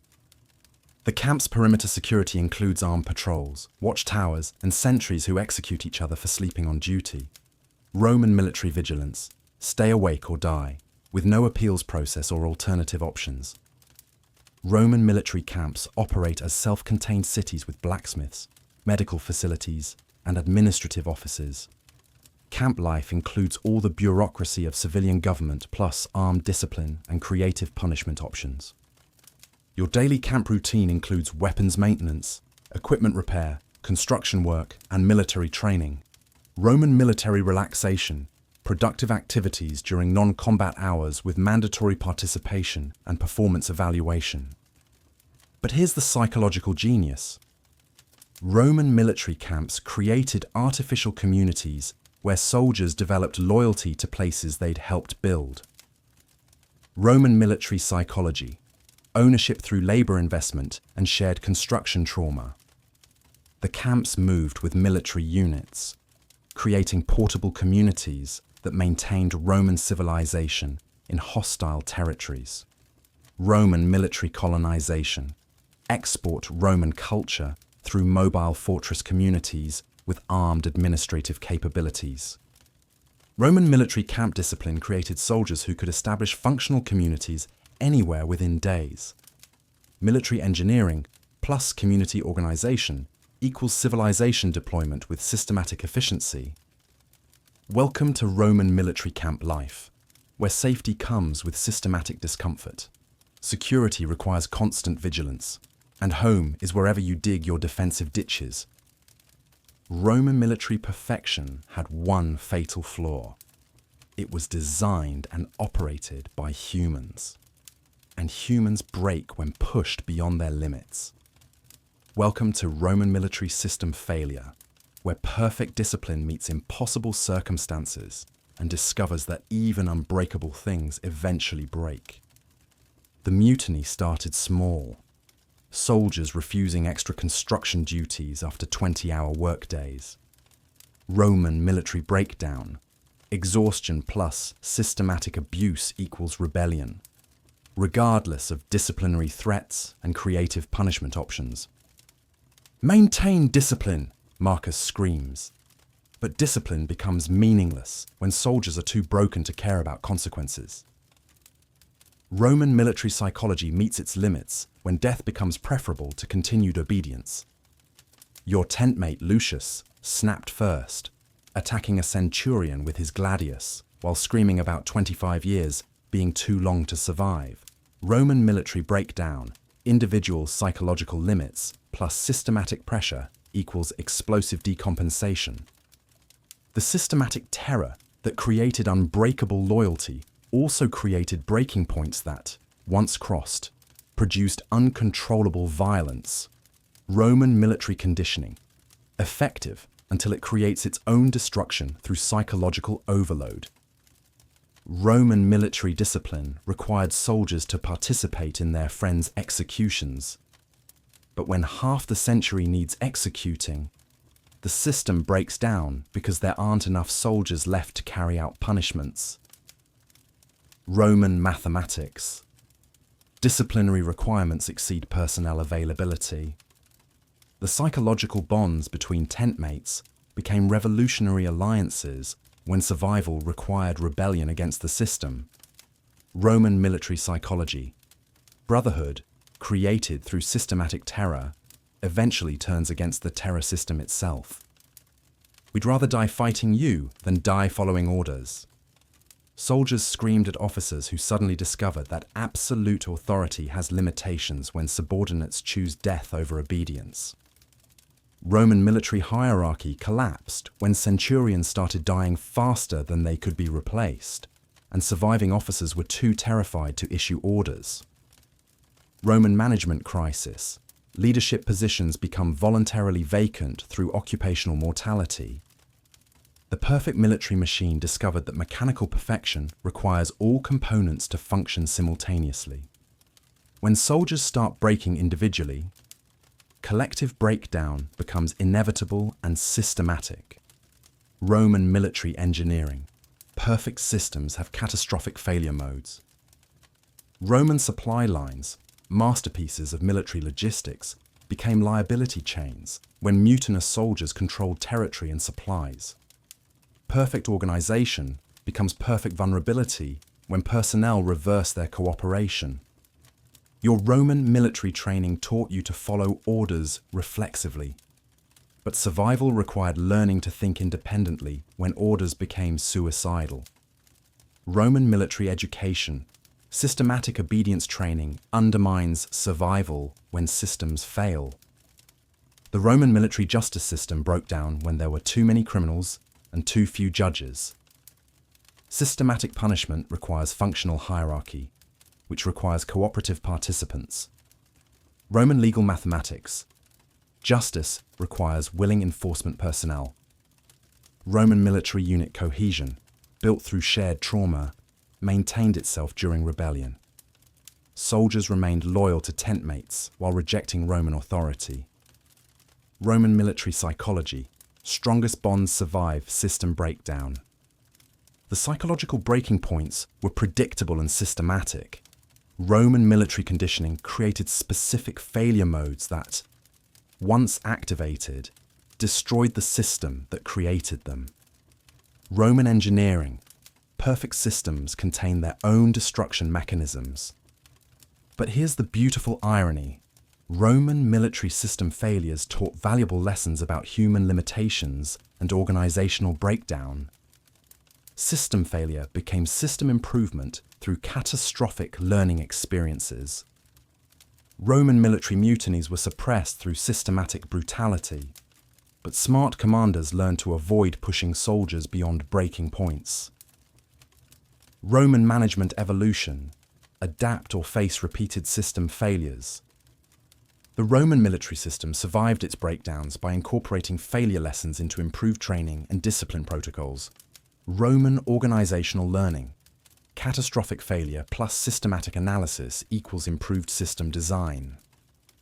Welcome to Roman military system breakdown, where perfect organization meets human limitations and discovers that even the best systems need to account for the people who operate them. You're about to discover what happens when Roman military engineering meets the absolute breaking point of human possibility.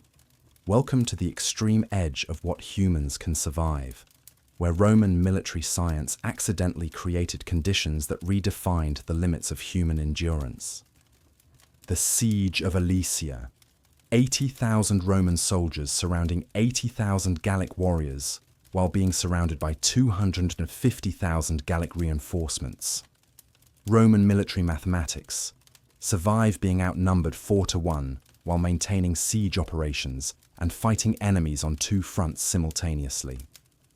You're building walls to keep enemies in, while building walls to keep different enemies out, all while maintaining combat readiness and surviving on reduced rations.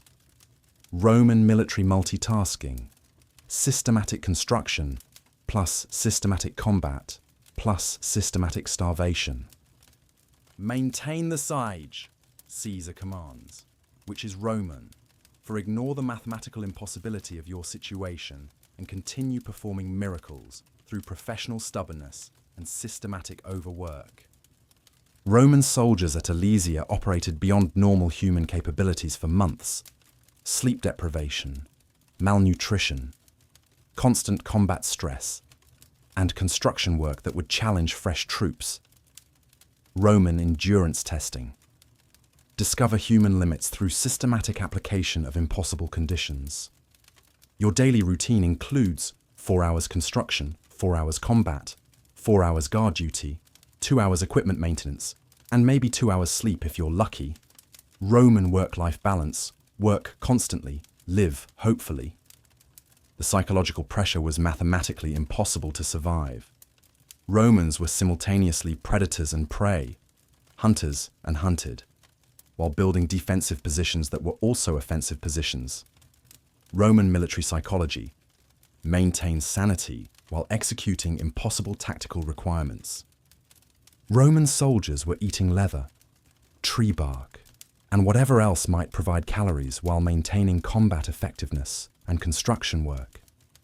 Roman military nutrition: survival through creative interpretation of edible, combined with professional performance requirements. The winter at Alesia tested Roman endurance beyond anything previously recorded. Freezing temperatures, inadequate shelter, insufficient food, and enemies who wanted to kill you from 2 different directions. Roman military education: advanced course in surviving unsurvivable conditions. Roman military discipline held through conditions that should have caused complete breakdown. Soldiers maintained formation, followed orders, and continued working while experiencing systematic starvation and hypothermia. Roman psychology: discipline stronger than physical limitations. Your tent mates were dying from exhaustion, disease, and injuries while you continued construction work and combat operations.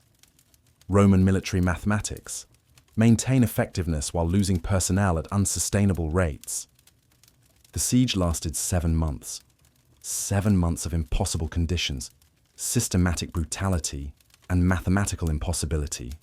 Roman military endurance: humans can survive literally anything if they're too stubborn to acknowledge impossibility. Roman soldiers at Alesia were operating in conditions that modern military science would consider instantly fatal.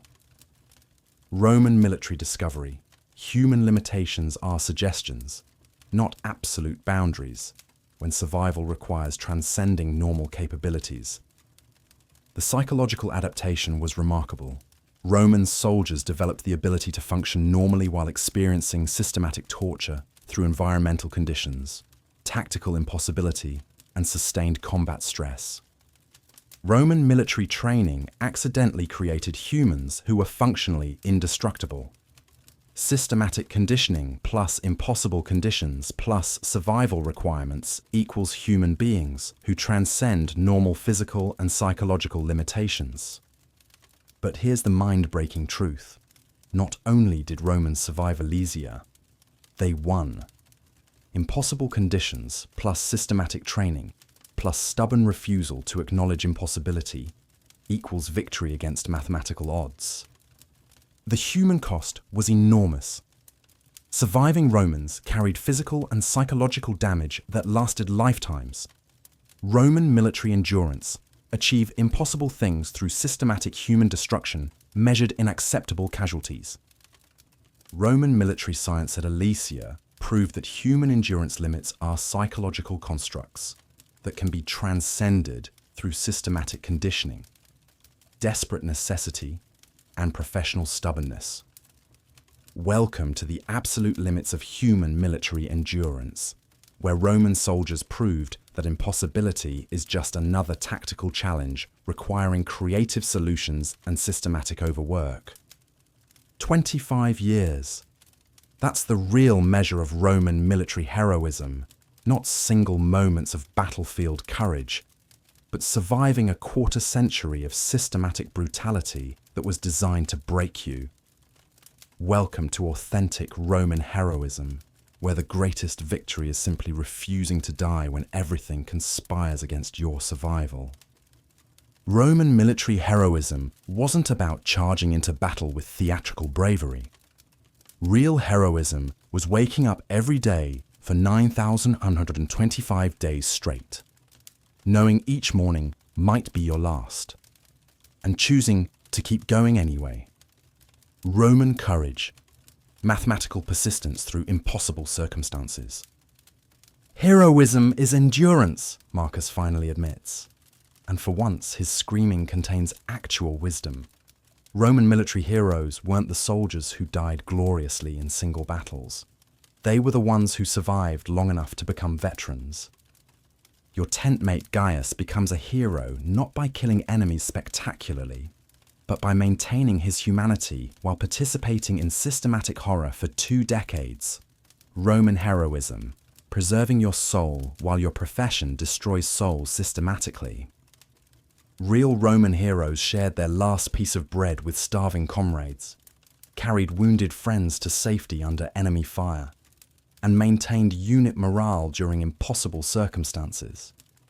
Roman military valor, daily acts of human kindness within systematic inhumanity. Roman military decorations were awarded for survival milestones, not just combat achievements. Completing 5 years of service, 10 years, 15 years. Each milestone represented heroism that transcended normal human capabilities. The psychological heroism was invisible but essential. Roman soldiers who maintained sanity while witnessing systematic horror, who preserved loyalty while participating in brutality, who kept hope alive during hopeless circumstances. Roman mental strength, functional humanity under impossible conditions. Roman military heroes learned to find meaning in meaningless suffering, purpose in systematic destruction, and brotherhood in shared trauma. Heroic philosophy, transform horror into strength through sheer force of human will. Your heroic Roman service includes building roads that outlast empires, creating infrastructure that defines civilization, and establishing systems that influence human development for millennia. Roman legacy heroism, individual suffering for civilizational advancement. Roman military heroism meant learning to love people you might be forced to execute, maintaining loyalty to friends who might be required to kill you, and preserving hope in systems designed to destroy hope. The real heroes were Roman soldiers who completed their 25-year service and retained enough humanity to function in civilian life. Roman reintegration, maintained normal human relationships after professional exposure to systematic inhumanity. Roman military heroism included teaching survival skills to new recruits, sharing hard-won wisdom with inexperienced soldiers, and protecting young men from unnecessary death through professional mentorship. But here's the transcendent truth. Roman military heroism was about proving that humans can endure literally anything while maintaining their essential humanity. Roman spiritual achievement, survival with dignity through systematic degradation. Roman heroes weren't superhuman. They were regular people who discovered they contained strength they never knew existed. Roman self-discovery, finding indestructible human core through systematic destruction of everything non-essential. The mathematical heroism was stunning. Roman soldiers maintained 95% casualty rates while building civilization's foundation. Heroes weren't the 95% who died. Heroes were the 5% who survived and used their survival to create something meaningful. Roman military heroism transformed individual survival into collective achievement. Personal endurance became civilizational advancement when enough individuals survived long enough to build permanent improvements to human society. Your heroic Roman service proves that humans contain strength beyond normal imagination. Roman military experience, discovering that human limits are illusions that dissolve under sufficient pressure and systematic challenge. Roman heroes learned that courage isn't the absence of fear. It's the daily choice to continue functioning when fear is the only rational response to circumstances. Roman emotional intelligence, professionalism through systematic terror.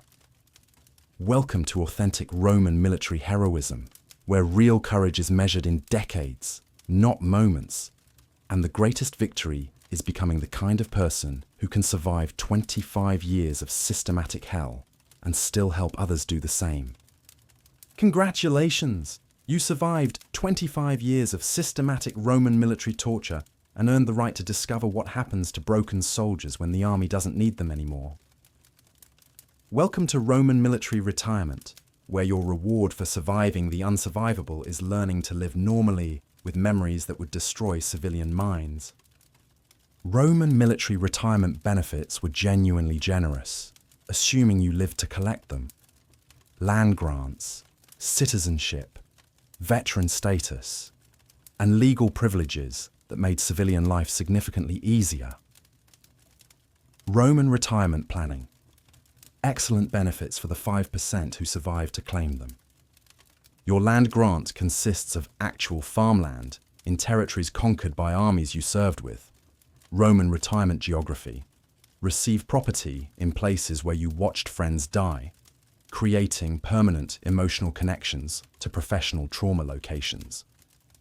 You're a Roman citizen now, Marcus announces, and suddenly you have voting rights, legal protections, and social status that took 25 years of systematic brutality to earn.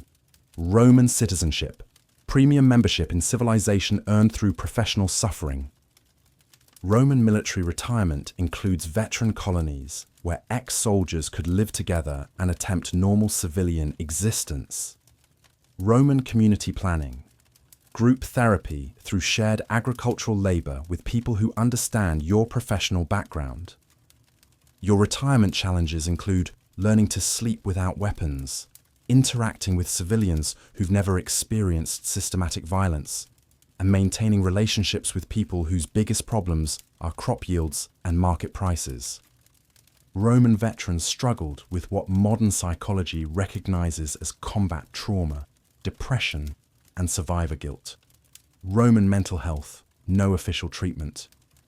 But veteran communities provided informal support through shared experience and mutual understanding. The psychological adjustment was brutal. Roman veterans learned to function in peaceful environments after decades of constant threat assessment and systematic violence preparation. Civilian reintegration. Unlearn survival skills that become social liabilities. Your veteran status provided legal advantages, social respect, and economic opportunities. Roman society valued military experience, creating career paths for ex-soldiers in administration, construction, and local governance. Roman military retirement meant transforming from professional killer into productive civilian, while retaining skills that made you valuable for community defense, construction projects, and local leadership positions. But here's the beautiful irony. Roman veterans who survived military service became the backbone of Roman civilian society. Military discipline, construction skills, and leadership experience translated directly into civilian success. Roman retirement communities became centers of innovation, agricultural development, and local governance. Veterans applied military organizational skills to civilian challenges, creating prosperity through systematic application of survival knowledge. Your retirement years include teaching survival skills to younger generations, sharing military wisdom with civilian communities, and contributing to society through hard-won knowledge about human limitations and transcendence. Roman veterans maintained friendships with surviving tent mates for decades after service. Military bonds created through shared trauma lasted longer than marriages, stronger than family ties, and deeper than civilian relationships. The land grants weren't just retirement benefits, they were strategic colonization tools. Roman veterans established Roman culture in conquered territories through settlement, intermarriage, and community development. Roman military retirement proved that systematic military conditioning could be channeled into civilian productivity. Discipline, endurance, and organizational skills became valuable assets for agricultural development and community leadership. Your civilian life includes stories that make normal problems seem trivial. Roman veteran perspective. Civilian challenges feel manageable after surviving 25 years of systematic military torture. But the real retirement achievement was maintaining humanity after professional exposure to systematic inhumanity. Roman veterans who successfully transitioned to civilian life proved that human nature can survive professional destruction and rebuild meaningful existence. Roman military retirement represented the ultimate victory, surviving systematic brutality long enough to enjoy peaceful civilian life, earned through quarters of a century of professional impossibility.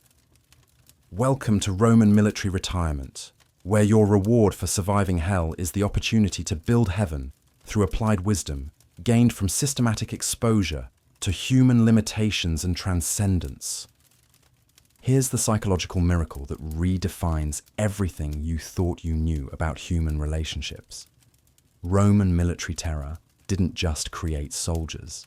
It created bonds stronger than family, deeper than marriage, and more lasting than any civilian friendship. Welcome to love forged in fires of shared impossibility. 25 years after leaving the army, Roman veterans would travel hundreds of miles to attend tent-mate funerals. These weren't just friendships, they were soul connections created through surviving systematic horror together.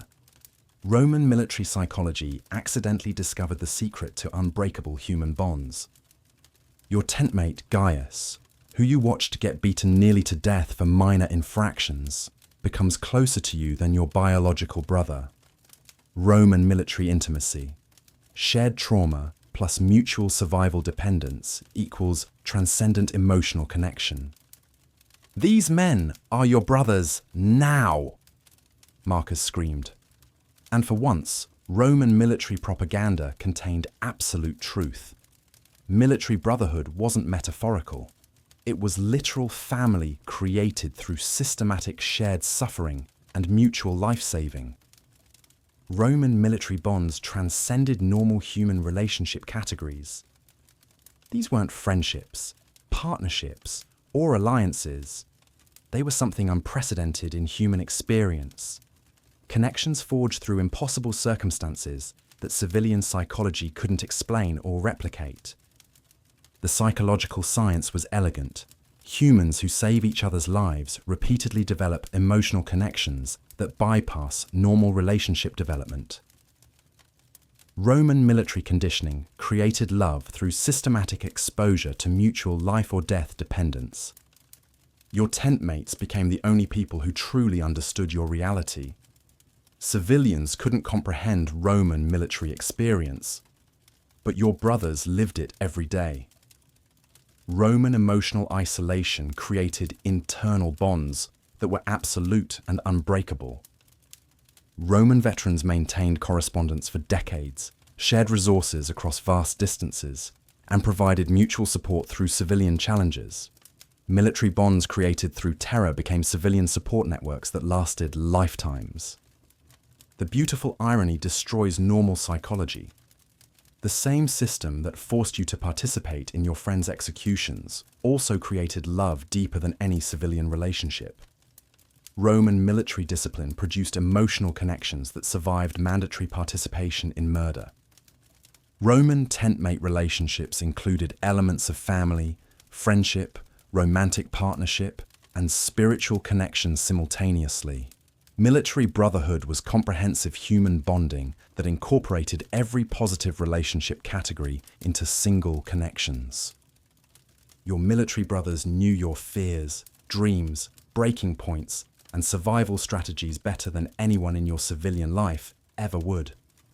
Roman military intimacy, complete knowledge through shared impossibility and systematic vulnerability. Roman veterans created support networks that provided emotional, financial, and practical assistance for life. Military brotherhood became civilian insurance systems based on unbreakable loyalty and mutual obligation. The psychological conditioning was permanent. Roman veterans who hadn't seen tent mates for decades could resume intimate friendship immediately upon reunion. Military bonds existed outside normal time constraints through shared traumatic conditioning. Roman military relationships included non-verbal communication that bordered on telepathy. Veterans developed ability to understand tent-mate emotional states from micro-expressions, breathing patterns, and posture changes. But here's the transcendent truth. Roman military terror created the strongest human love possible by eliminating everything superficial and focusing relationships on essential survival and emotional support. Systematic pressure revealed authentic human connection. Roman military bonds proved that humans are capable of love that transcends normal limitations when circumstances require complete mutual dependence. Terror-based relationships became templates for human emotional possibility. The civilian world never understood Roman veteran relationships. Military brotherhood was too intense, too intimate, and too absolute for civilian psychology to categorize or comprehend. Veterans maintained secret emotional societies. Roman military service created men who were simultaneously harder and softer than civilians. Harder because they'd survived systematic brutality, softer because they'd learned to love completely through shared vulnerability. Your tent-mate relationships become the emotional foundation for everything meaningful in your civilian life. Roman military love, the standard by which all other human connections are measured and usually found inadequate. Welcome to Roman military brotherhood, where systematic terror created love stronger than death, bonds deeper than blood, and human connections that redefined what relationships could achieve when forged in fires of shared impossibility. Roman military brutality wasn't just torture, it was the most effective leadership training program in human history. Welcome to management education through systematic destruction, where surviving 25 years of impossible conditions created leaders who could inspire others to achieve the impossible.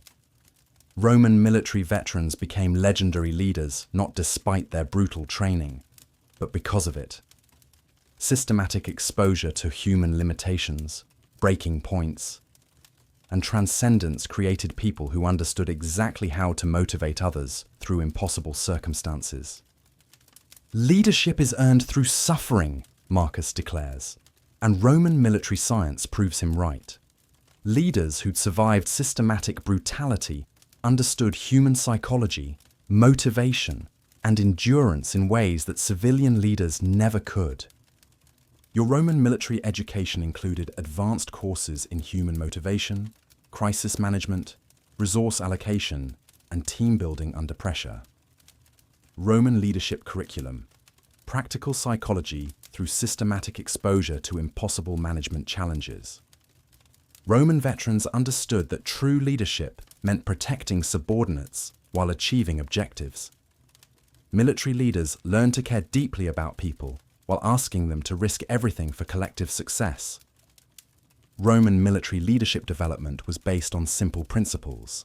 Leaders who'd survived systematic trauma could guide others through trauma. Commanders who'd endured brutality could inspire endurance.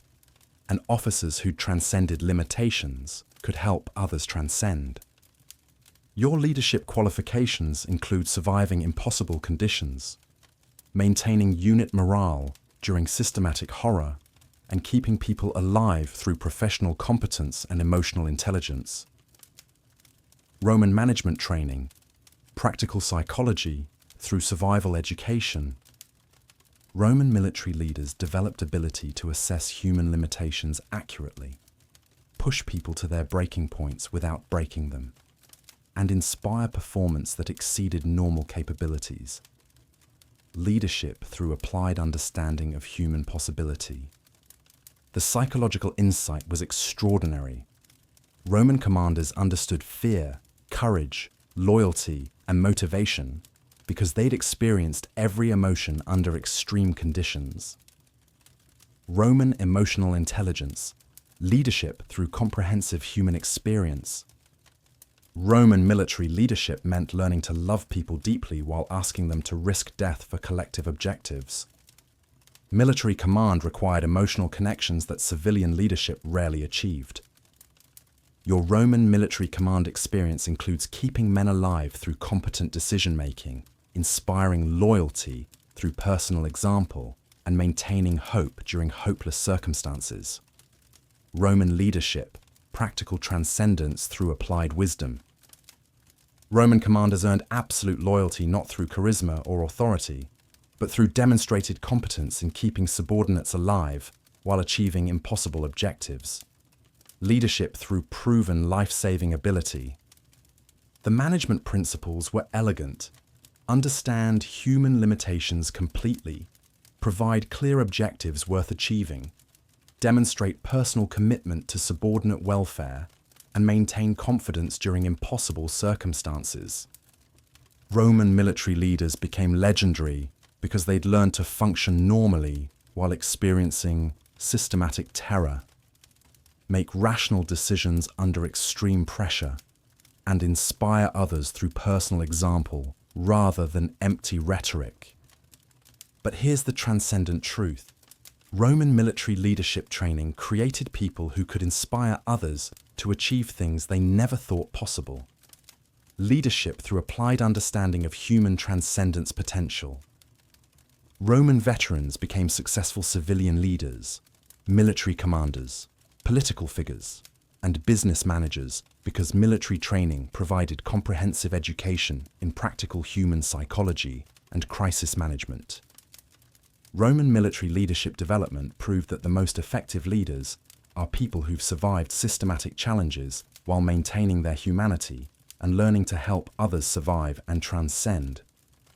Your Roman military leadership qualifications include advanced degrees in human motivation, practical psychology, crisis management, and inspiring performance that exceeds normal limitations through systematic challenge and support. Roman military commanders understood that leadership isn't about authority. It's about helping people discover strength they didn't know they possessed and achieve things they thought were impossible. Welcome to Roman military leadership, where systematic brutality created the most effective leaders in human history through comprehensive education in practical human transcendence and applied wisdom. Every road you drive on, every aqueduct you admire, every architectural wonder that defines Western civilization was built with Roman soldier blood measured in precise quantities. Welcome to the mathematical relationship between human suffering and civilizational achievement, where individual torture becomes collective transcendence. Roman infrastructure wasn't just impressive engineering, it was crystallized human endurance, where soldier suffering was transformed into permanent improvements that would benefit humanity for millennia. Roman construction mathematics, systematic human destruction plus engineering genius equals eternal civilization. Your suffering builds eternity, Marcus screams. And the mathematical truth is staggering. Every mile of Roman road represents exactly 3,000 soldier hours of back-breaking labor. Every aqueduct required 50,000 hours of human misery, measured in systematic units. Roman engineering achievements were powered by human transcendence. Soldiers who exceeded normal limitations through systematic conditioning created infrastructure that exceeded normal architectural possibility. Human impossibility became architectural impossibility through applied suffering. Your personal torture contributed directly to civilization's foundation. The roads you built in agony carried commerce for centuries. The walls you constructed in pain protected cities for generations. Roman individual suffering became collective blessing through systematic application. Roman concrete technology revolutionized construction because soldiers learned to work with materials under impossible conditions. Engineering innovation through desperate necessity plus systematic pressure equals architectural breakthroughs that define human capability. The psychological alchemy was remarkable.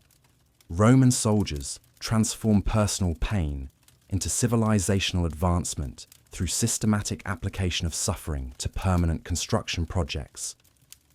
Individual destruction became collective creation. Roman military engineering proved that humans can achieve impossible things when survival requires transcending normal limitations.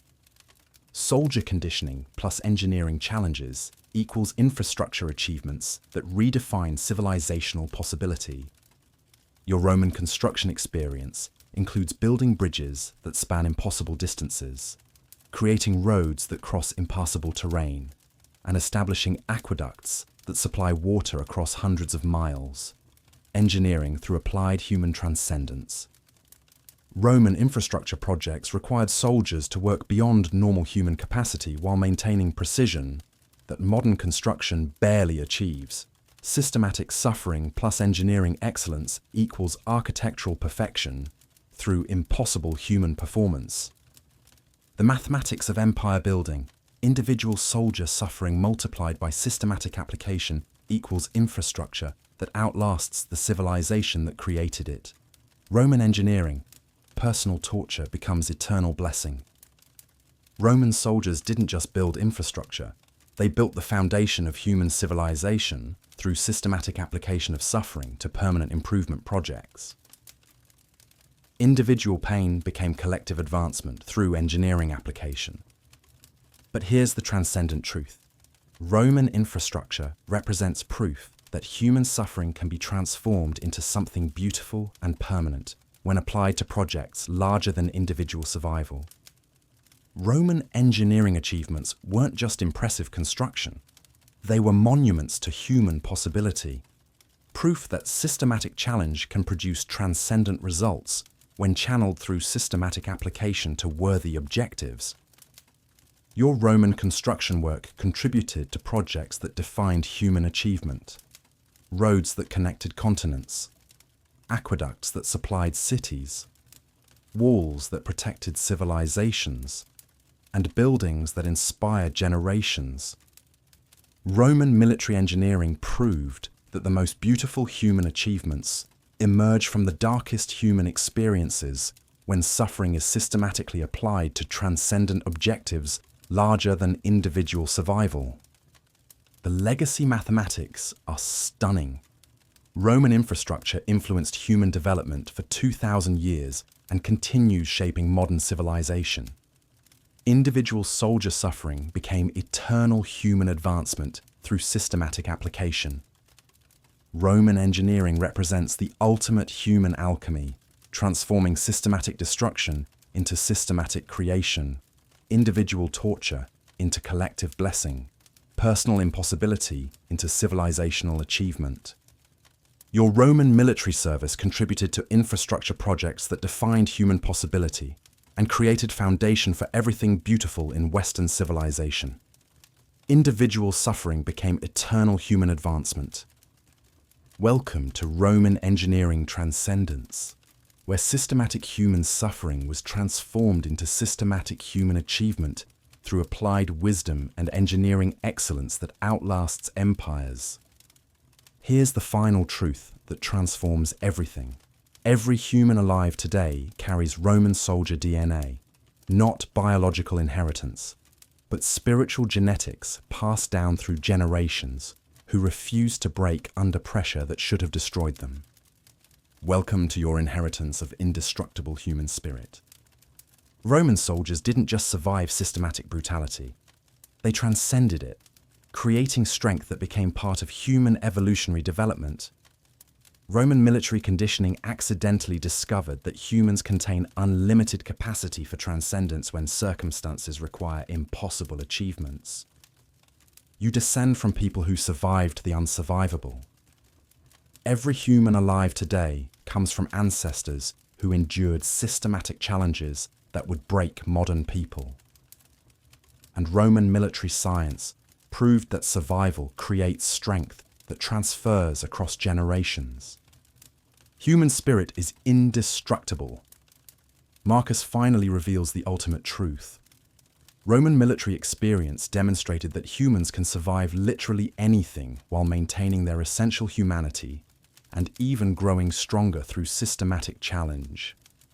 Roman military transcendence proved that human limitations are illusions that dissolve under sufficient pressure applied systematically over time.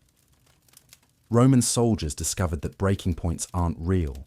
They're psychological constructs that can be transcended through systematic conditioning. Your ancestor survived 25 years of systematic torture and used that survival to build civilization. Roman military achievement. Individual transcendence became collective advancement when enough people survived impossible conditions long enough to create permanent improvements. Roman soldiers proved that the darkest human experiences can produce the most beautiful human achievements when suffering is systematically applied to objectives larger than individual survival. Transcendence through systematic challenge and meaningful purpose. The psychological discovery was revolutionary. Humans who survive systematic impossibility develop strength that transcends normal human capabilities. Roman military conditioning created people who functioned beyond normal limitations permanently. Roman military spirit lives in every human who refuses to quit when circumstances become impossible. Roman spiritual inheritance. Unlimited endurance potential activated through systematic challenge and meaningful purpose application. Your modern challenges feel manageable because you carry Roman soldier strength in your spiritual DNA. Contemporary problems pale compared to systematic 25-year survival requirements that your ancestors endured successfully. Roman military transcendence demonstrated that human beings are designed to survive impossible conditions and grow stronger through systematic challenge. Roman spiritual science. Humans are essentially indestructible when properly conditioned and motivated. The mathematical proof is stunning. Roman civilization lasted over 1,000 years because it was built by people who'd proven their indestructibility through systematic conditioning. Transcendent humans create transcendent civilizations. Roman soldiers discovered that love, hope, and human connection become stronger under pressure rather than weaker. Roman emotional science. Authentic human bonds are created through shared impossibility rather than shared comfort. Your spiritual inheritance includes unlimited endurance capacity, transcendent love potential, and strength that activates automatically when circumstances require impossible achievements. Roman genetic spiritual programming passed through generations. Roman military spirit conquered the world not through superior weapons or tactics, but through superior human transcendence applied systematically to meaningful objectives. Spirit conquers matter when properly conditioned and directed. The ultimate Roman military discovery. Humans are essentially indestructible spiritual beings temporarily using physical bodies. And systematic challenge reveals this indestructible nature rather than destroying it. Roman soldiers proved that every human contains unlimited potential for transcendence, love, and achievement when circumstances require impossible performance. Roman spiritual revelation. Human impossibility is an illusion that dissolves under systematic challenge. Your Roman spiritual inheritance activates automatically during your darkest moments, providing strength you didn't know you possessed and capabilities that exceed your normal limitations. Roman emergency spiritual programming. Roman military transcendence demonstrated that individual human beings can achieve impossible things and that collective human achievement has unlimited potential when people discover their indestructible nature through systematic challenge. The final truth. Roman soldiers didn't just survive hell, they transformed hell into heaven through systematic application of indestructible human spirit to meaningful objectives, proving that humans are designed for transcendence. Welcome to your Roman spiritual inheritance, where impossible challenges reveal indestructible strength, systematic suffering creates transcendent love, and human spirit conquers everything through applied wisdom and unlimited endurance.